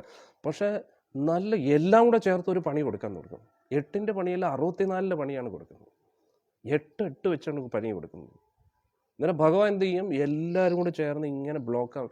ഇതാണ് പൊതുവേ ബ്രിട്ടീഷ് തന്ത്രം. നമ്മൾ നോക്കിക്കഴിഞ്ഞാൽ ബ്രിട്ടീഷുകാരെന്ന് പറഞ്ഞാൽ ഭയങ്കര കുരുട്ടുബുദ്ധിയുടെ ആശന്മാരാണ്. പൊതുവേ ബ്രിട്ടീഷുകാരെ കാട്ടിയും കൂടുതൽ സൈന്യബലവും എന്തു പറയുന്നത് ശക്തിയും ബുദ്ധിയും പിന്നെ സ്വത്തുമുള്ള ഒരു രാജ്യമായിരുന്നു നമ്മുടെ ഭാരതം എന്ന് പറയുന്നത്. പക്ഷേ ഇവർ വളരെ കുരുട്ടുബുദ്ധിയിൽ എല്ലാ സ്ഥലത്തു നിന്നും ബ്ലോക്ക് ചെയ്ത് അങ്ങനെ ഓരോരോ പണി തന്നെന്നുള്ളത് അല്ലേ. അങ്ങനെയാണ് ഇടുക. ഭഗവാനും അതേപോലെയാണ്. ഭഗവാൻ നല്ല ദുഷ്ടന്മാർക്കെതിരെയാണ് അങ്ങനെ ചെയ്യുന്നത്. ഭഗവാൻ ഒറ്റയടിക്ക് ഇടിക്കത്തില്ല. ഭഗവാൻ മെല്ലെ മെല്ലെ പണി കൊടുത്തായിരിക്കും പണി കൊടുക്കുന്നത്. അതുകൊണ്ട് നമുക്ക് തോന്നും ദുഷ്ടനെ പല പോലെ വളർത്തുന്നു. അത് തന്നെയാണ്, വളർത്തിയിട്ട് ഒറ്റ വെട്ടം കിടക്കുന്നു. ഭഗവാൻ ഒരു ടൈമുണ്ട്, ആ ടൈമിനൊരു പണി കൊടുത്തു കഴിഞ്ഞാൽ പിന്നെ ജീവിതകാലത്ത് എഴുന്നേക്കത്തില്ല. അതാണ് ഒരു മെയിൻ പ്രശ്നം. അന്നേരം അതേപോലെ തന്നെ ഭഗവാൻ ദ്രൗപദി ദേവിക്ക് അത് സംഭവിച്ചപ്പോഴും എണ്ണി, ഓക്കെ ദ്രൗപദി ദേവിയുടെ ഓരോ കരച്ചലിനും തിരിച്ച് പണി കൊടുക്കണം. അങ്ങനെ ഓരോ അനീതി അധർമ്മം നടക്കുമ്പോഴും ഭഗവാൻ ഇങ്ങനെ എണ്ണിക്കൊണ്ടിരിക്കുകയാണ്. എന്നിട്ട് അവസാനം ഇതെല്ലാം കൂടെ ചേർത്ത് പലിശ സഹിതം തിരിച്ചു കൊടുത്തു. അതാണ് ഭക്തരും മറന്നാലും ഭഗവാൻ മറക്കത്തില്ല. അതാണ് ഏറ്റവും വലിയ ഡേഞ്ചർ. ഇപ്പോൾ ഉദാഹരണത്തിന് ധ്രുവന്റെ കാര്യം നമ്മൾ നോക്കുകയാണെങ്കിലേ, ധ്രുവൻ എന്താ ആഗ്രഹിച്ചത്? അച്ഛൻ്റെ മടിയിലിരിക്കാൻ. അച്ഛൻ്റെ മടിയിലിരിക്കുമ്പോൾ ഇരിക്കാൻ വേണ്ടി ശ്രമിച്ചപ്പോൾ, കാരണം എന്താ, ഇളയമ്മയുടെ, അതായത് സുരുചിയുടെ മകൻ വന്നിങ്ങനെ കയറുമായിരുന്നു, ഉത്തമൻ. അച്ഛൻ്റെ മടിയിൽ, ഉത്താനപാദൻ്റെ മടിയിൽ ഇങ്ങനെ കയറാൻ വേണ്ടി ഇങ്ങനെ ശ്രമിച്ചുകൊണ്ടിരിക്കുന്നു. അത് കണ്ടിട്ട് ധ്രുവനും പാവം കുഞ്ഞ്, 5 വയസ്സുള്ള കുഞ്ഞ് ഓടി വന്നു. ഒന്ന് ആലോചിച്ച് നോക്കണേ. ഓടി വന്നിട്ട് മടിയിലോട്ട് കയറാൻ തുടങ്ങിയപ്പോൾ, ആ കൊള്ളാലോ, നീ അച്ഛൻ്റെ മടി ഇരിക്കുകയാണോ? അന്നേരം അച്ഛൻ എവിടെ ഇരിക്കും? സിംഹാസനത്തിൽ ഇരിക്കുകയാണ്. അന്നേരം സുരുചിയുടെ ചിന്ത എന്താ? ധ്രുവൻ അങ്ങനെ ഒന്നും ചിന്തിച്ചിട്ടില്ല. ധ്രുവൻ എന്താ, അച്ഛൻ്റെ മടിയിൽ ഇരിക്കാൻ ഒരു മോഹം വന്നു. പക്ഷെ സുരുചി ചിന്തിച്ചെന്താ, ഓഹോ, നീ സിംഹാസനത്തിൽ ഇരിക്കാൻ നോക്കുകയാണല്ലേ, ഇനി അതിന് പറ്റും കേട്ടോ, പക്ഷെ ഈ ജന്മത്തിലല്ല, അടുത്ത ജന്മത്തിൽ നീ നാരായണനെ പൂജിക്കണം, നാരായണനെ തപസ് ചെയ്തിട്ട് എൻ്റെ ഗർഭത്തിൽ നീ ജനിക്കണം, എൻ്റെ മകനായിട്ട് നീ ജനിക്കണം, അന്നേരം മാത്രമേ നിനക്ക് ഈ മടിയിൽ ഇരിക്കാൻ പറ്റൂ. ഒന്നൊരു 5 വയസ്സുള്ള കുഞ്ഞിനോട് പറയേണ്ട കാര്യമാണ്. നല്ല വിഷമമായി. ഇത് ചെന്ന് സുനീതിയെടുത്ത് പറഞ്ഞു, അമ്മയെടുത്ത്. അമ്മ പറഞ്ഞു, മോനെ, കാര്യം എന്തൊക്കെ പറഞ്ഞാലും സുരുചി പറഞ്ഞത് കറക്റ്റാണ്. നാരായണൻ മാത്രമേ നിന്നെ രക്ഷിക്കാൻ പറ്റൂ, വേറെ ഒന്നും പറഞ്ഞിട്ട് കാര്യമില്ല. നീ നാരായണനോട് പറയൂ, എൻ്റെ മകനായിട്ട് ജനിച്ചത് നിനക്ക് വലിയൊരു ശാപമാണെന്ന് തോന്നുന്നു മോനെ. കാരണം എനിക്ക് തന്നെ ഇവിടെയുള്ള ഒരു ദാസിക്കുള്ള വില പോലും എനിക്കില്ല, അത്രയ്ക്ക് വിഷമത്തിലാണ് ഞാനും. അതുകൊണ്ട് മോൻ ഒന്നും ചിന്തിക്കേണ്ട, നാരായണനെ ഭജിക്കൂ എന്ന് പറഞ്ഞു. ഉടൻ തന്നെ ധ്രുവൻ പോയി, ഉറച്ച തീരുമാനത്തോടു കൂടി. പല ഋഷിമാരോടും ചോദിച്ചു, നാരായണൻ എവിടെ, നാരായണൻ എവിടെ? അവർ പറഞ്ഞ് 60,000 വർഷമായിട്ട് നമ്മൾ അന്വേഷിച്ചുകൊണ്ടിരിക്കുക, ഇതുവരെ ആളിനെ കണ്ടിട്ട്. അന്നേരം ഒന്ന് ആലോചിച്ച് നോക്കൂ, 60,000 വർഷം തപസ് ചെയ്തിട്ടും കണ്ടില്ല. പക്ഷേ ധ്രുവന്റെ ഉള്ളിൽ ധ്രുവ നിശ്ചയം, ഉറച്ച നിശ്ചയമാണെന്ന് മനസ്സിലായി. ഉടൻ തന്നെ ഭഗവാൻ നാരദ മഹർഷിയോട് പറഞ്ഞു, പൊയ്ക്കോളൂ, കുറച്ച് മാർഗനിർദ്ദേശം കൊടുക്കൂ, അല്ലേ? അതേപോലെയാണ് നമ്മുടെ ജീവിതത്തിൽ ഭഗവാനോടുള്ള അന്വേഷണം ഉറച്ചതാണെങ്കിൽ ഭഗവാൻ ഒരാളെ അയക്കും, ഭഗവാന്റെ അടുത്തേക്ക് എത്താനുള്ള വഴി പറഞ്ഞു തരാൻ വേണ്ടി. നമ്മുടെ ഉള്ളിൽ അന്വേഷണം സ്ട്രോങ് അല്ലെങ്കിൽ വേറെ ഏതെങ്കിലും വഴിയിൽ പോകും, വഴിതെറ്റിപ്പോകും. ശ്രീല പ്രഭുപാദ് പറയുന്നു, this world is a world of cheaters and cheated. ചതിക്കുന്നവരുടെയും ചതിക്കപ്പെടുന്നവരുടെയും ലോകമാണിത്. കാരണം എന്താണ്, എല്ലാവരുടെ ഉള്ളിലും ചതിക്കാനുള്ള ഒരു മനോഭാവമുണ്ട്. അതുകൊണ്ട് ഏറ്റവും വലിയ ചതിയൻ മറ്റൊരു ചതിയനെ ചതിക്കും. മനസ്സിലായില്ലേ? അതാണ് ഈ ലോകത്ത് നടക്കുന്നത്. പക്ഷേ നമ്മുടെ ഉള്ളിൽ ഭഗവാനെക്കുറിച്ചുള്ള അന്വേഷണം ശക്തമാണെങ്കിൽ, യഥാർത്ഥമാണെങ്കിൽ, ഒറിജിനൽ അന്വേഷണമാണെങ്കിൽ നമ്മുടെ ജീവിതത്തിൽ ഭഗവാൻ അയച്ചു തരും ഒരു വ്യക്തിയെ. അതേപോലെ നാരദ മഹർഷി അയച്ചു. നാരദ മഹർഷി വന്നു, എന്നിട്ട് പറഞ്ഞു, മോനെ, ഇത് ഇങ്ങനത്തെ പ്രായമാണോ? ഇങ്ങനെയൊക്കെ നീ കളിച്ചും ചിരിച്ചും നടക്കേണ്ട പ്രായമല്ലേ, ഇങ്ങനെയൊന്നും ചെയ്യേണ്ട ആവശ്യമില്ല, നീ വീട്ടിൽ പോയിരുന്ന് സന്തോഷമായിട്ടിരിക്കുക. എന്തായാലും പറഞ്ഞു, നാരദ മഹർഷി, എൻ്റെ തീരുമാനം ഉറച്ചതാണ്. അതേപോലെയാണ് ഗുരു കുറച്ച് പരീക്ഷിക്കും, അല്ലേ? കുറേ ദിവസമായില്ലേ ഇവിടെ ആശ്രമത്തിൽ, വീട്ടിലേക്ക് ഒന്ന് പോയിട്ട് വരൂ, അല്ലേ? നമ്മൾ കുടുംബത്തിൻ്റെ ഉത്തരവാദിത്വമൊക്കെ നോക്കണ്ടേ, അല്ലേ? അങ്ങനെയൊക്കെ പറഞ്ഞു നോക്കും. അതൊക്കെ കേട്ടിട്ട് നമ്മൾ പോയി കഴിഞ്ഞാൽ ഗുരു അണ്ണേ ഒരു മാർക്ക് കിട്ടും. ഓ, ഇപ്പോഴും വിരക്തി വന്നിട്ടില്ല. ആരും ഉദ്ദേശിച്ചല്ല കേട്ടോ. അന്നേരം ഇങ്ങനെ ഇട്ട് നോക്കും, വിരക്തി വന്നോ ഇല്ലയോ എന്ന് ഇങ്ങനെ അളന്നു നോക്കും. വിരക്തി ആയിട്ടില്ല, ഓക്കെ, കുറച്ചും കൂടെ ട്രെയിനിങ് ആവശ്യമുണ്ട് എന്ന് പറഞ്ഞു. അന്നേരം അതേപോലെ ഇവിടെ നാരദ മഹർഷി ഒന്ന് ഇട്ട് നോക്കി. അന്നേരത്തേക്ക് എവിടെ നിന്ന് വീഴാനാണ്? ആള് നല്ല സ്ട്രോങ് തീരുമാനത്തിൽ ഇരിക്കുകയല്ലേ. അങ്ങനെ പിന്നെ ഉറച്ചു കഴിഞ്ഞപ്പോൾ പറഞ്ഞു കൊടുത്തു വഴികളെല്ലാം. അത് കഴിഞ്ഞപ്പോൾ സാക്ഷാൽ ഭഗവാനെ കണ്ടു. വെറും 4 മാസം കൊണ്ട് ഭഗവാനെ കണ്ട ഉടൻ തന്നെ ധ്രുവൻ വിചാരിക്കുക, ധ്രുവന്റെ ആഗ്രഹം എന്തായിരുന്നു? ഞാൻ ഇരിക്കാൻ ആഗ്രഹിച്ചത് അച്ഛൻ്റെ മടിയിലാണ്, പക്ഷേ സുരുചി തടഞ്ഞത് സിംഹാസനത്തിൽ ഇരിക്കരുത് എന്ന് പറഞ്ഞിട്ടാണ്. ഓക്കെ, എങ്കിൽ എനിക്ക് ആ സിംഹാസനം തന്നെ വേണം. പക്ഷെ ഈ സിംഹാസനമല്ല വേണ്ടത്, എനിക്ക് വേണ്ടത് എൻ്റെ അപ്പൂപ്പൻ്റെയും അതിനെക്കാട്ടിയും വലിയ സിംഹാസനം. അപ്പൂപ്പൻ്റെ അപ്പൂ എന്ന് പറഞ്ഞാൽ ബ്രഹ്മദേവനാണ്. ബ്രഹ്മ സൃഷ്ടിയെക്കാട്ടിയും വലിയൊരു സിംഹാസനം വേണമെന്ന്. അന്നേരം നമ്മളും ഇടയ്ക്ക് എന്തെങ്കിലുമൊക്കെ അഭിപ്രായ വ്യത്യാസങ്ങൾ എന്തെങ്കിലുമൊക്കെ വരുമ്പോൾ ആ ഒരു വഴക്കിൻ്റെ പേരിൽ നമ്മൾ എന്തെങ്കിലുമൊക്കെ പറഞ്ഞു അല്ലേ, എനിക്കിതൊന്നും വേണ്ട, ഇത് വേണോ, അങ്ങനെയൊക്കെ പറഞ്ഞിട്ട് അതേപോലെ ഒരു വാശിയുടെ പുറത്ത് ധ്രുവൻ വിചാരിച്ചു എനിക്ക് ഏറ്റവും വലിയ പദവിയാണ്, ബ്രഹ്മസൃഷ്ടിക്കും അപ്പുറത്തായിട്ടുള്ളൊരു പദവി വേണമെന്ന്. അങ്ങനെയാണ് തപശ്ചര്യ ചെയ്തത്. പക്ഷേ ഭഗവാനെ കണ്ടപ്പോൾ വിചാരിച്ചു എനിക്കൊന്നും വേണ്ട, ഇദ്ദേഹത്തെ മതി എന്ന് പറഞ്ഞു. പക്ഷെ ഭഗവാൻ പറഞ്ഞ എന്തായാലും നീ ആഗ്രഹിച്ചല്ലേ, അതുകൊണ്ട് നിനക്ക് ഞാൻ ധ്രുവപദം നൽകുന്നു. ആ ക്ഷീരസാഗരത്തിലുള്ള ധ്രുവലോകം ഇനി മുതൽ നിന്റെ പേരിലായിരിക്കും ആ ലോകം അറിയപ്പെടുന്നത്, ഇനി നീ ആയിരിക്കും അവിടെ ഇരിക്കുന്നതെന്ന് പറഞ്ഞു. പക്ഷെ അതൊന്നും ഭഗവാനെ കണ്ടു കഴിഞ്ഞപ്പോൾ ധ്രുവൻ ഒന്നിനും ആഗ്രഹമില്ല. ഞാൻ എന്താ പറഞ്ഞു വന്നതെന്ന് വെച്ചാൽ, സുരുചി ചെറുതായിട്ടൊന്ന് അപമാനിച്ചതേ ഉള്ളൂ. ആരെ? ധ്രുവനെ. നീ ഈ മടിയിൽ ഇരിക്കണമെങ്കിൽ അടുത്ത ജന്മം നീ എൻ്റെ വയറ്റിൽ ജനിക്കണം എന്ന് പറഞ്ഞു. ആ ഒരു അപമാനത്തിന് പിന്നെന്താ സംഭവിച്ചതെന്നറിയാം? ധ്രുവൻ തിരിച്ചു വന്നപ്പോൾ സുരുചിക്കും വലിയ സന്തോഷമായി, സുനീതിക്കും സന്തോഷമായി, ഉത്താനപാദനും സന്തോഷമായി. അവസാനം ഭരണം ധ്രുവനെ തന്നെ ഏൽപ്പിച്ചു. പക്ഷെ ഭഗവാൻ അത് മറന്നില്ല. കാരണം എന്താ? ഭക്തനൊരു വിഷമം ഉണ്ടായില്ലേ എന്നത്. അതുകൊണ്ടാണ് നമ്മൾ പറയുന്നത്, മനസ്സിലാക്കേണ്ടത്, ഒരു ഭക്തരെയും അറിഞ്ഞോ അറിയാതെയോ വിഷമിപ്പിക്കരുത്.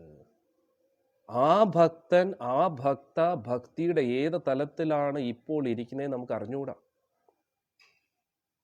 വെറും സാധാരണ വ്യക്തിയെ പോലെ ഇരിക്കും, പക്ഷെ എപ്പോഴാണ് ഭഗവാന്റെ ഒരു അനുഗ്രഹം ആ വ്യക്തിക്ക് കിട്ടുന്നതെന്ന് പറയാൻ കഴിയില്ല. അതുകൊണ്ട് ഒരിക്കലും ഭക്തരെ വിഷമിപ്പിക്കരുത്. നമ്മുടെ എല്ലാവരുടെയും ചിന്ത എന്താണ്? ഞാൻ വലിയ ഭക്തനും എൻ്റെ ചുറ്റുമുള്ള എല്ലാവരും അത്ര ഭക്തിയിലൊന്നും അല്ല, ഞാൻ ജപിക്കുന്ന ജപമാണ് കറക്റ്റ്, മറ്റുള്ളവർ ശരിയല്ല, അവരുടെ സ്വഭാവം ശരിയല്ല, അവരുടെ സേവനം ശരിയല്ല, ബാക്കിയുള്ള എല്ലാവരും മടിയന്മാരാണ്. ഈ ചിന്തയാണ് മാറ്റേണ്ടത്. നമ്മൾ മനസ്സിലാക്കണം, നമ്മുടെ ചുറ്റുമുള്ള എല്ലാവരും ഭക്തരാണ്. കുറ്റം പറയാനുള്ള അധികാരം അച്ഛൻ, അമ്മ, ഗുരു, ഇവർക്ക് മാത്രമേ കുറ്റം പറയാനുള്ള അധികാരം. കാരണം എന്താ? ഇവർ സ്വാർത്ഥതയ്ക്ക് വേണ്ടിയല്ല കുറ്റം പറയുന്നത്. ശിഷ്യരെയും മക്കളെയും നല്ല വഴിയിലേക്ക് കൊണ്ടുപോകാൻ വേണ്ടിയാണ് അവർ കുറ്റം പറയുന്നത്.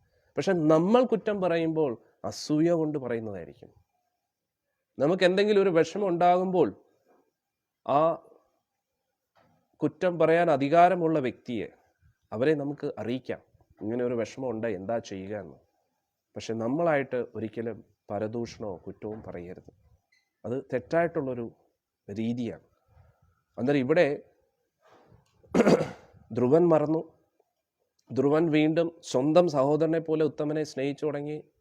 സുനീതിയും സുരുചിയായിട്ടുള്ള ആ ഒരു വിഷമ അവസ്ഥയൊക്കെ മാറി. പക്ഷെ എന്നിട്ടും എന്തായി? ഉത്തമൻ ഒരു ദിവസം കാട്ടിൽ പോയപ്പോൾ ഗന്ധർവന്മാരുമായിട്ടൊരു യുദ്ധം, യക്ഷന്മാരുമായിട്ടൊരു യുദ്ധം നടന്ന് യക്ഷന്മാർ ഉത്തമനെ കൊല്ലുകയാണ്. ഈ കാര്യം കേട്ടിട്ട് സുരുചി വലിയ വിഷമമായി. സുരുചി മകനെ അന്വേഷിച്ച് കാട്ടിലേക്ക് പോയി കാട്ടുതീയിൽ പെട്ടുപോവുകയാണ്. അവിടെ ആചാര്യന്മാർ പറയുന്നു, ധ്രുവനെ വിഷമിപ്പിച്ചതിൻ്റെ ഫലമാണ് ഇങ്ങനെ ലഭിച്ചിരിക്കുന്നത്. ധ്രുവൻ മറന്നു, പക്ഷെ ഭഗവാൻ മറന്നോ? ഇല്ല. അതുകൊണ്ട് ഭക്തി എന്ന് പറഞ്ഞു കഴിഞ്ഞാൽ ഭഗവാന്റെ നമുക്ക് ചിന്തിക്കാൻ പോലും പറ്റാത്ത അത്രത്തോളം സംരക്ഷണം ഭഗവാന്റെ ലഭിക്കും. പക്ഷേ നമ്മൾ ഒരിക്കലും മറ്റൊരാളുടെ ദ്രോഹം ആഗ്രഹിക്കാൻ പാടില്ല, അതിനുവേണ്ടി പ്രാർത്ഥിക്കാനും പാടില്ല. പക്ഷെ ഞാൻ ഇവിടെ പറയുന്നത് ഭഗവാന്റെ ഒരു രീതി അങ്ങനെയാണ്. നമ്മൾ ഭഗവാനെ സ്വന്തം ആളായിട്ട് കാണുമ്പോൾ, അത്രത്തോളം ഭഗവാന് വേണ്ടി ജീവിതം സമർപ്പിക്കുമ്പോൾ, ഭഗവാനും അതേപോലെ നമ്മളെ കാണാൻ തുടങ്ങും. അന്നേരം പിന്നെ എന്താണ്? നമ്മുടെ പ്രശ്നം അദ്ദേഹത്തിൻ്റെ പ്രശ്നമായിട്ട് മാറും. ഉദാഹരണത്തിന് ഭഗവാൻ ശാന്തി ദൂതനായിട്ട് വന്നപ്പോൾ ദുര്യോധനൻ പറഞ്ഞു, ഭഗവാനെ വരൂ, വാസുദേവ വരൂ, ഇവിടെ ദുശാസനന്റെ കൊട്ടാരമുണ്ട്, അവിടെ നമുക്ക് പോകാമെന്ന് പറഞ്ഞു. അപ്പോൾ ഞാൻ എന്തിനാ അവിടെ വരണമെന്നോ? അന്നേരം ഭഗവാൻ പറയുക, നീ എൻ്റെ മിത്രമല്ല, നീ എൻ്റെ പാണ്ഡവരുടെ ശത്രുവാണ്. പാണ്ഡവരുടെ ശത്രു എന്ന് പറഞ്ഞാൽ എൻ്റെയും കൂടെ ശത്രുവാണ്. ഭഗവാൻ പൊതുവെ നിഷ്പക്ഷനാണ്. പക്ഷെ ഭക്തർക്കെതിരെ എന്തെങ്കിലും സംഭവിച്ചാൽ പിന്നെ ഭഗവാൻ വിചാരിക്കുക അത് എനിക്കെതിരെയാണ് ചെയ്യുന്നത്. കാരണം ഭക്തരുടെ ജീവിതത്തിൽ ഭഗവാൻ അല്ലാതെ വേറൊരു ലക്ഷ്യമില്ല. അന്നേരം നമ്മുടെ ജീവിതത്തിലും പല പല പ്രശ്നങ്ങളും വിഷമങ്ങളും വരുമ്പോൾ നമ്മൾ ഒരിക്കലും അതിനെക്കുറിച്ച് ഓർത്ത് വിഷമിക്കേണ്ട ആവശ്യമില്ല. പിന്നെ പ്രത്യേകിച്ച് നമ്മുടെ ബന്ധുമിത്രാദികൾ നമുക്കെതിരെ എന്തെങ്കിലും ചെയ്യുമ്പോൾ നമ്മൾ വിഷമിച്ചിട്ട് ഭഗവാനെ എന്തെങ്കിലും ഒരു പണി അവർക്ക് കൊടുക്കണേ എന്ന് വിചാരിക്കരുത്. നമ്മൾ അവർക്ക് വേണ്ടി പ്രാർത്ഥിക്കുക. യേശു ക്രിസ്തു എങ്ങനെയാണോ പ്രാർത്ഥിച്ച്, ഭഗവാനെ ഇവർക്ക് അറിഞ്ഞുകൂടെ ഇവരെന്താ ചെയ്യുന്നത്, അതേപോലെ നമ്മൾ പ്രാർത്ഥിക്കണം. അല്ലെങ്കിൽ വലിയ പണി കിട്ടും, അവർക്ക് വലിയ പണി കിട്ടും. ഭഗവാൻ അറിയാലോ, ഭഗവാൻ പണി കൊടുത്തു കഴിഞ്ഞാൽ ബ്ലേഡ് വെച്ച് കീറുന്ന പോലെയാണ്. ഇങ്ങനെ കീറിക്കൊണ്ടിരിക്കും. അത് ഉണങ്ങുന്നതിന് മുമ്പ് അടുത്ത കീറും, ഇങ്ങനെ കീറിക്കൊണ്ടിരിക്കും. എന്നിട്ട് അതിൻ്റെ മുകളിൽ മുളകും കൂടെ പുരട്ടും. ആ രീതിയിൽ ഈ ശരീരവേദന ഒന്നുമല്ല കേട്ടോ, മാനസികമായിട്ട് ടെൻഷൻ അടുപ്പിച്ച് ഒരു ഭ്രാന്ത് പിടിപ്പിക്കും. അതാണ് ഭഗവാന്റെ ഒരു രീതി. ഈ സുരുചിയുടെ കാര്യത്തിൽ ആദ്യം എന്താ ചെയ്തത്? ആദ്യം മകനെ കൊന്നു. അതിനുശേഷം വിഷമിച്ച് കാട്ടിപ്പോയപ്പോൾ അവരും തീർന്നു. കാരണം ആ ഭക്തൻ വിഷമിച്ച ആ ഒരു വേദന എന്താണെന്ന് ആകെ എന്താ ചെയ്തത്? ധ്രുവൻ ആ മടിയിലിരിക്കാൻ ആഗ്രഹിച്ചു, അതിനനുവദിച്ചില്ല. പക്ഷെ എന്തായാലും ആ തപോബലം കൊണ്ട് ആ ഒരു സ്ഥാനം കിട്ടി. സുരുചി അത് മറന്നു, സുനിധിയും മറന്നു, ധ്രുവനും മറന്നു, ഉദ്ദാനപാദനും മറന്നു, പക്ഷെ ഭഗവാൻ മറന്നില്ല. മനസ്സിലായി? ഇത് നാച്ചുറലി അങ്ങനെ തന്നെയാണല്ലോ.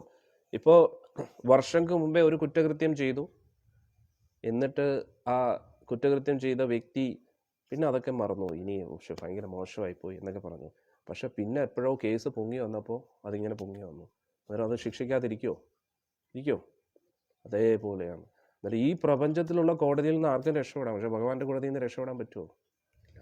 അതുകൊണ്ട് വൈഷ്ണവ അപരാധം വളരെ ഡേഞ്ചറസാണ്. ഭക്തരെ വാക്കുകൊണ്ടോ പ്രവൃത്തി കൊണ്ടോ മനസ്സുകൊണ്ടോ ഒരിക്കലും വേദനിപ്പിക്കരുത്. ഇപ്പോൾ ഉദാഹരണത്തിന് ഒരു ഭക്തൻ ചെയ്യുന്ന കാര്യം ശരിയല്ല, നമ്മൾ അതിനെക്കുറിച്ച് മറ്റൊരാളോട് പറയുമ്പോൾ അത് കുറ്റമായിട്ട് മാറും. നമ്മൾ ആ വ്യക്തിയെക്കുറിച്ച് നെഗറ്റീവായിട്ട് ചിന്തിക്കുമ്പം ഭഗവാൻ അതൊക്കെ നോട്ട് ചെയ്യും. ഓ, എൻ്റെ ഭക്തനെക്കുറിച്ച് ഇങ്ങനെ ചിന്തിച്ചു. ഇനി ആ വ്യക്തിക്കെതിരെ എന്തെങ്കിലും പ്രവർത്തിക്കുമ്പോൾ അതും ഭഗവാൻ നോട്ട് ചെയ്യും. ഇതൊക്കെ അപരാധമായിട്ട് പോകും, പ്രത്യേകിച്ച് ഭഗവാന്റെ തിരുനാമം ജപിക്കുന്ന ഭക്തർ. അതുകൊണ്ട് വൈഷ്ണവ അപരാധത്തിൻ്റെ ആ മേഖലയിലേക്ക് പ്രവർത്തിക്കരുത്, അങ്ങോട്ട് പോകരുത്, അങ്ങോട്ട് പ്രവേശിക്കരുത്. ജീവിതം കട്ടപ്പുകയാണ്. ഭക്തിയിൽ നിന്ന് എന്തായാലും അകലും, ഭക്തിയിൽ നിന്ന് എന്തായാലും അകലും. അതുകൂടാതെ നമ്മുടെ ജീവിതം തന്നെ കട്ടപ്പുകയാണ്. കാരണം ഇത് മറ്റു ദേവന്മാർക്കൊന്നും ചെയ്യാൻ കഴിയില്ല. നോക്കുമ്പോൾ ഗജകേസരി യോഗമായിരിക്കും, പക്ഷെ ഭഗവാൻ എല്ലാം ലോക്ക് ചെയ്ത് കഴിഞ്ഞാൽ പിച്ചക്കാരൻ്റെ യോഗമായി തീരും. അതുകൊണ്ട് ഭഗവാൻ വളരെ ഡേഞ്ചറാണ്. ഭഗവാന്റെ ആ ഒരു ഏരിയയിലേക്ക് പ്രവേശിക്കരുത്. പ്രത്യേകിച്ച് ഭഗവാന്റെ ഭക്തരോട് ഭയങ്കര അറ്റാച്ച്മെൻ്റാണ്. അതുകൊണ്ട് മനസ്സുകൊണ്ടോ വാക്കുകൊണ്ടോ പ്രവൃത്തി കൊണ്ടോ ഒരിക്കലും രക്ഷയില്ല. ഇനി അടുത്ത പറയുന്നു, കുറ്റം ചെയ്ത ആള് ഭഗവാനിൽ അഭയം പ്രാപിച്ചാലോ ഒരു രക്ഷയില്ല, ഒരു രക്ഷയില്ല. നമ്മൾ എന്താ പറയുന്നേ, അംബരീഷ് മഹാരാജാവിൻ്റെ കഥ കേട്ടില്ലേ? അംബരീഷ് മഹാരാജാവ് എന്ത് ചെയ്തു? ഒന്നും ചെയ്തില്ല. ദുർവാസാവ് അംബരീഷിനെ കൊല്ലാൻ നോക്കി. അവസാനം ഭഗവാൻ എന്ത് ചെയ്തു? ഒരു മാരത്തോൺ സ്റ്റാർട്ട് ചെയ്തു, 14 ലോകങ്ങളിലിട്ട് ഓട്ടിച്ചു. ഇതാണ് ഭഗവാൻ പൊതുവെ ചെയ്യുന്നത്. ഭക്തരെ വേദനിപ്പിച്ചാൽ പിന്നെ ഒരു ഓട്ട മത്സരമായിരിക്കും. ആളെ ഇട്ട് ഓട്ടിച്ച് ഓടി ആൾ അവസാനം തളരുന്നു. ഓടി തല വർക്ക് ചെയ്യാതാവുമ്പോൾ നേരെ വന്ന് ഭഗവാനെ, എൻ്റെ പ്രശ്നത്തിനെല്ലാം ഒരു പരിഹാരം തരണം. അന്നേരം ഭഗവാൻ പറഞ്ഞു, അയ്യോ ഇതെന്ത് പറ്റി, ഇങ്ങനെ എന്ത് പറ്റി, ആരെന്ത് ചെയ്തു പറഞ്ഞു. അല്ല ഇങ്ങനെ സംഭവിക്കും. ഓ അതാണല്ലേ, അന്നേരം ഞാൻ അറിഞ്ഞില്ല കേട്ടോ ഇതൊക്കെ. ഭഗവാൻ ഒന്നും അറിയാത്ത പോലെയൊക്കെ അഭിനയിക്കും. എന്നിട്ട് പറഞ്ഞു, ഒരു കാര്യം ചെയ് മോൻ, നേരെ ആ ഭക്തൻ്റെ കാൽക്കൽ ചെന്ന് വീഴാൻ പറയും. അങ്ങനെയാണ് ഭഗവാൻ. അതുകൊണ്ട് നമ്മൾ അപരാധം എന്ന് പറയുന്ന ആ ഒരു മേഖലയിലേക്ക് പ്രവേശിക്കരുത്. ഭഗവാൻ എന്തും സഹിക്കും. എന്തിനേറെ പറയുന്നു, പാപം ചെയ്താലും നാമം ജപിച്ചാൽ അതിലൂടെ പാപം കുറയ്ക്കാൻ പറ്റും. പക്ഷെ അപരാധം എന്ന് പറഞ്ഞാൽ ഒരു രക്ഷയില്ല. ഭഗവാൻ നേരിട്ട് ഡീൽ ചെയ്യുന്ന കാര്യങ്ങളാണ്. അതുകൊണ്ട് ചൈതന്യ മഹാപ്രഭു സാക്ഷാൽ ഗുരുവായൂരപ്പൻ തന്നെ പറയുന്നു, എന്താണ്, നിങ്ങൾ അപരാധം ചെയ്യാതെ തിരുനാമം ജപിക്കുകയാണെങ്കിൽ ഗോലോകത്ത് നിങ്ങളെ എത്തിക്കുന്ന ഡ്യൂട്ടി എൻ്റെതാണ്. ഭഗവാൻ പറയുന്നു, അപരാധം ചെയ്യരുത്. വാക്കുകൊണ്ടോ ഒരുപാട് അപരാധങ്ങളുണ്ട്. ഭഗവാന്റെ സേവനം ചെയ്യുമ്പോൾ അപരാധം ചെയ്യാൻ പറ്റും. കൃത്യനിഷ്ഠത പാലിക്കുന്നില്ല, അല്ലെങ്കിൽ പിന്നെ ഭഗവാനെ ഗൗനിക്കാതെ അശ്രദ്ധ പുലർത്തി സേവനത്തിൽ വിട്ടുവീഴ്ചകൾ ചെയ്യുന്നു, അതൊക്കെ സേവാ അപരാധമായിട്ട് മാറും. ഭഗവാൻ ചെയ്യേണ്ട കാര്യങ്ങൾ ചെയ്യാതിരിക്കുന്നു, അതൊക്കെ അപരാധമായിട്ട് മാറും. ഭഗവാന്റെ മുമ്പിൽ കാൽക്ക് മേൽ കാലൊക്കെ വെച്ചിട്ടിരിക്കുന്നു, അല്ലെങ്കിൽ ഭഗവാൻ ഇഷ്ടമല്ലാത്ത കാര്യങ്ങൾ സംസാരിക്കുന്നു, അതൊക്കെ അപരാധമാണ്. അങ്ങനെ സേവാ അപരാധത്തിൻ്റെ ഒരു ലിസ്റ്റ് തന്നെ ഉണ്ട്, 64 എണ്ണം ഉണ്ട്. ഹരിഭക്ത വിലാസത്തിൽ സനാതൻ ഗോസ്വാമി പറയുന്നു. അതൊക്കെ കണ്ടു കഴിഞ്ഞാൽ പേടിച്ചു പോകും. അത്രയ്ക്ക് ലിസ്റ്റുണ്ട്. ഭഗവാന്റെ മുമ്പിൽ കോട്ടുവായിടാൻ പാടില്ല, ഭഗവാന്റെ മുമ്പിൽ ലൗകിക കാര്യങ്ങൾ സംസാരിക്കാൻ പാടില്ല, ഭഗവാന്റെ മുമ്പിൽ ഇരുന്ന് ഭക്ഷണം കഴിക്കാൻ പാടില്ല, അങ്ങനെ കുറേ കാര്യങ്ങൾ. ഭഗവാന്റെ മുമ്പിൽ ഇങ്ങനെ ഇരിക്കാൻ പാടില്ല, എപ്പോഴും ഇങ്ങനെ ഇരിക്കണം, ഭഗവാന്റെ മുമ്പിൽ ഇങ്ങനെ ദാസൻ എന്നുള്ളൊരു ഭാവത്തിലിരിക്കണം.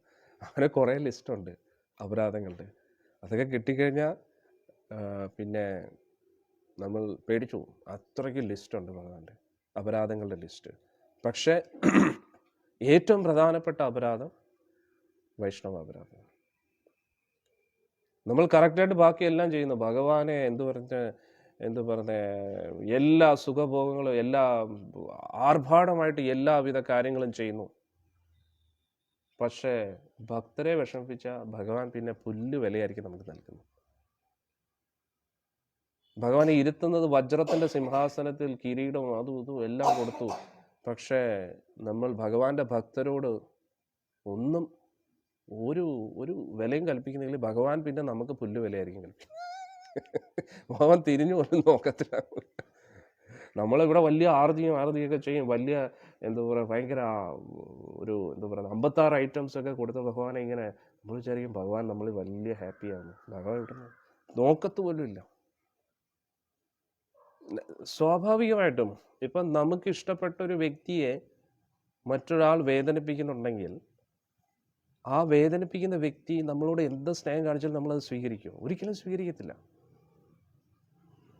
അതുകൊണ്ട് ചൈതന്യ മഹാപ്രഭു ഭഗവാൻ സ്വയം പറയുന്നത് എന്താണ്? മറ്റെന്ത് ചെയ്താലും ഇല്ലെങ്കിലും ദയവ് ചെയ്ത് അപരാധം ചെയ്യരുത്.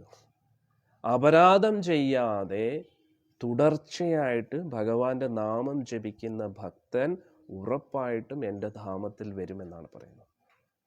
ഈ 2 കാര്യങ്ങളെ ഭഗവാൻ പറയുന്നുള്ളൂ. അപരാധം ചെയ്യരുത്, തുടർച്ചയായിട്ട് നിരന്തരം ഹരേ കൃഷ്ണ കൃഷ്ണ കൃഷ്ണ ഹരേ ഹരേ, ഹരേ രാമ രാമ രാമ ഹരേ ഹരേ. ഇത്രയേ ഉള്ളൂ. വളരെ സിമ്പിളായിട്ടുള്ളൊരു കാര്യമാണ്.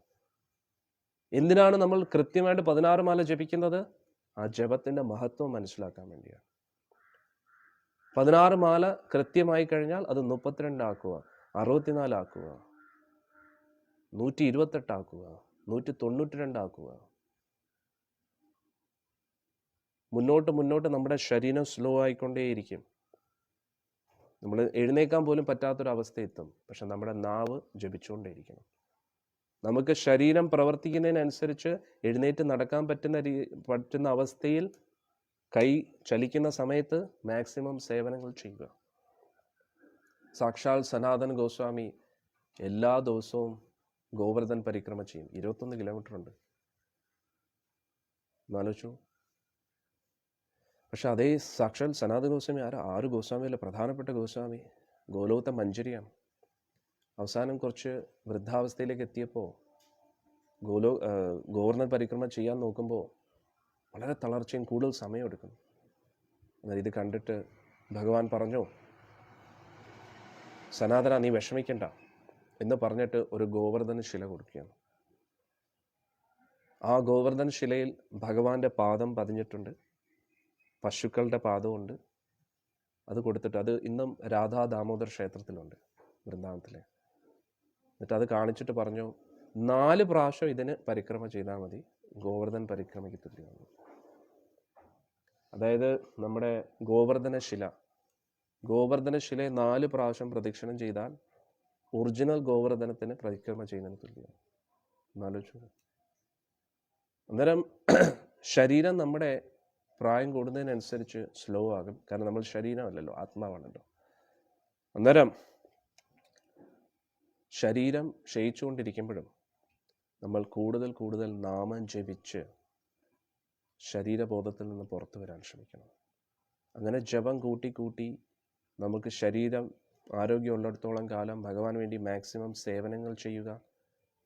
ഒടുവിൽ ആ ജപം കൂട്ടി ശരീരം അനങ്ങാത്ത അവസ്ഥയിലും നമ്മൾ എന്തായാലും ഒരു ദിവസം കിടക്കേണ്ടി വരും. മരണശൈലിയിൽ കിടക്കണ്ടേ? എല്ലാവർക്കും കിടക്കണം. ശരീരം ഉപേക്ഷിക്കണ്ടേ? ആ സമയത്തും നാമം ജപിച്ചുകൊണ്ടേയിരിക്കണം. ഹരേ കൃഷ്ണ കൃഷ്ണ കൃഷ്ണ ഹരേ ഹരേ, ഹരേ രാമ രാമ രാമ ഹരേ ഹരേ. ആ ഒരു മന്ത്രം ജപിച്ചിട്ടായിരിക്കണം ഈ ശരീരത്തിൽ നിന്നും ആത്മാ പോകുന്നത്. അത് എങ്ങനെയാ? ഉള്ളിൽ ചിന്ത എന്തായിരിക്കണം? ഭഗവാനെ, ഈ ലോകത്ത് ഈ ഒരു ജന്മം അങ്ങ് എനിക്ക് നൽകി, ഒരുപാട് അവസരങ്ങൾ എനിക്ക് നൽകി. പക്ഷെ ആ അവസരത്തേക്ക് പൂർണ്ണമായിട്ടും അങ്ങയുടെ സേവനത്തിന് വേണ്ടി 100% ഉപയോഗിക്കാൻ കഴിഞ്ഞില്ല. പക്ഷെ ഒരു വിശ്വാസമുണ്ട്, എൻ്റെ കഴിവിൻ്റെ പരമാവധി ഞാൻ ശ്രമിച്ചു. കാരുണ്യപൂർവം അങ്ങെനിക്ക് അങ്ങയുടെ സേവനത്തിൽ ഏർപ്പെടാനുള്ള ഒരു മഹാസൗഭാഗ്യം നൽകണമേ കൃഷ്ണ. അഥവാ ഇനിയൊരു ജന്മം ഉണ്ടെങ്കിലും ഒരു ഭക്തൻ്റെ വീട്ടിൽ തന്നെ ആകണം. അതിനുള്ള ഒരു യോഗ്യത എനിക്കില്ലെങ്കിൽ ഒരു ഭക്തൻ്റെ വീട്ടിൽ ഒരു പുഴുവായിട്ടെങ്കിലും ജനിക്കാൻ കഴിയണമേ. അത് തന്നെ മഹാസൗഭാഗ്യം. ത്രിലോകങ്ങളിൽ എനിക്ക് ഒരു സ്ഥാനവും വേണ്ട. സ്വർഗപ്രാപ്തിയോ ഉയർന്ന ലോകത്തിൽ സുഖഭോഗങ്ങളോ ഒന്നും എനിക്ക് വേണ്ട. എനിക്ക് വേണ്ടുന്ന ഒരേ ഒരു കാര്യം അങ്ങയുടെ സേവനം. ന ധനം ന ജനം ന സുന്ദരീം കവിതാംബാം ജഗദീശ കാമയേ മമ ജന്മനി ജന്മനി ഈശ്വരേ ഭവതാദ് ഭക്തിർ അഹേതുകീ ത്വയി. അങ്ങയുടെ പരിശുദ്ധ ഭക്തി മാത്രം എനിക്ക് മതി.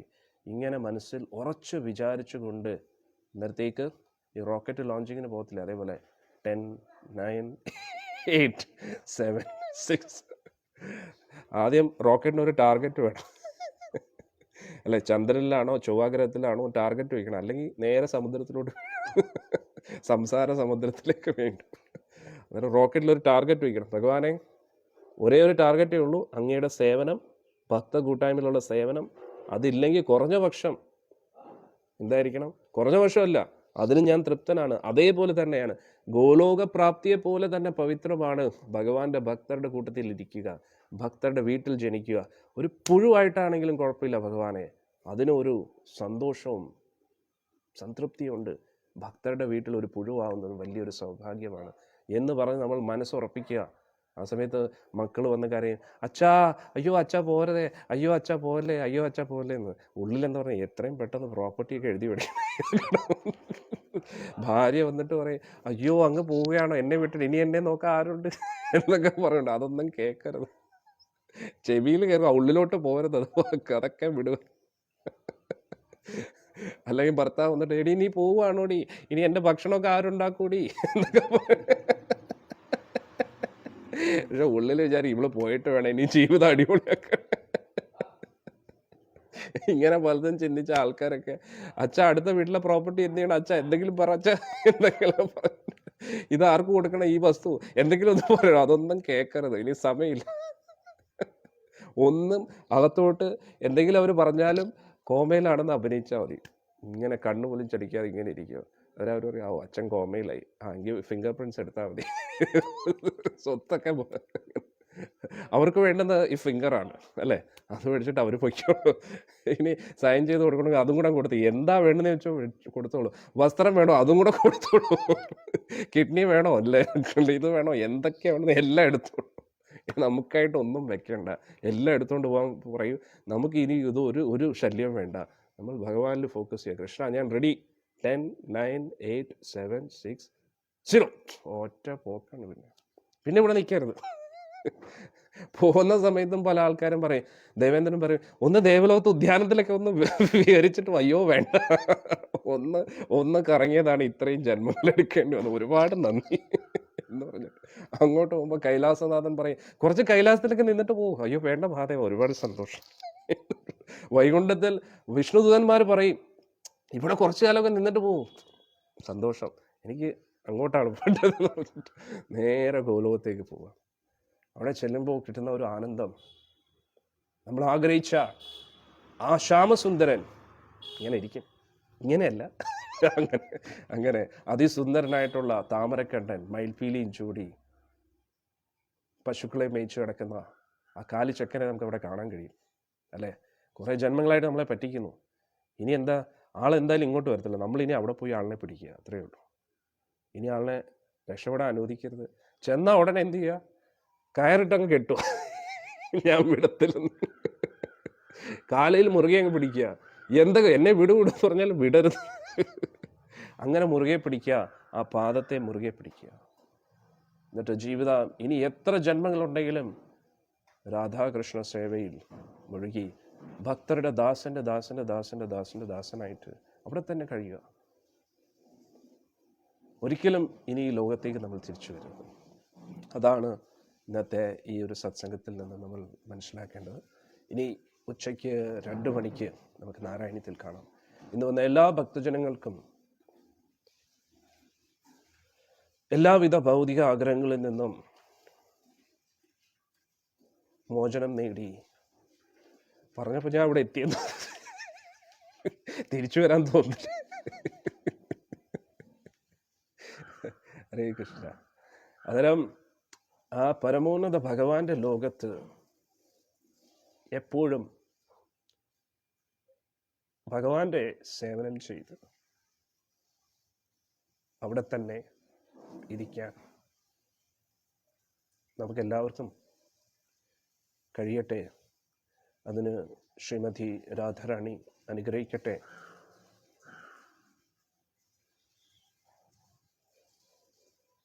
ചൈതന്യ മഹാപ്രഭു നമ്മളെ അനുഗ്രഹിക്കട്ടെ.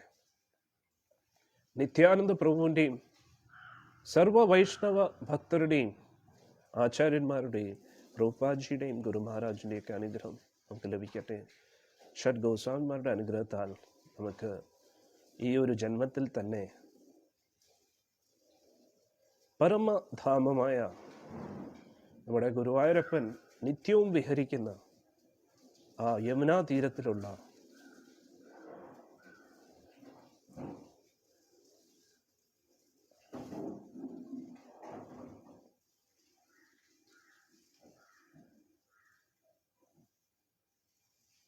അതിമനോഹരമായ ആ വൃന്ദാവനത്തിൽ ഗോവർദ്ധനഗിരിയുടെ ചുവട്ടിലുള്ള രാധാകുണ്ട്, ശ്യാംകുണ്ട്,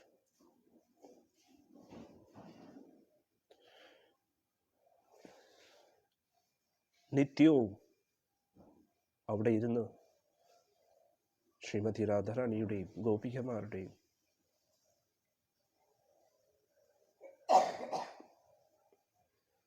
സേവനങ്ങൾ ചെയ്യാൻ നമുക്ക് കഴിയട്ടെ എന്ന് നമുക്ക് പ്രാർത്ഥിക്കാം. ഹരേ കൃഷ്ണ.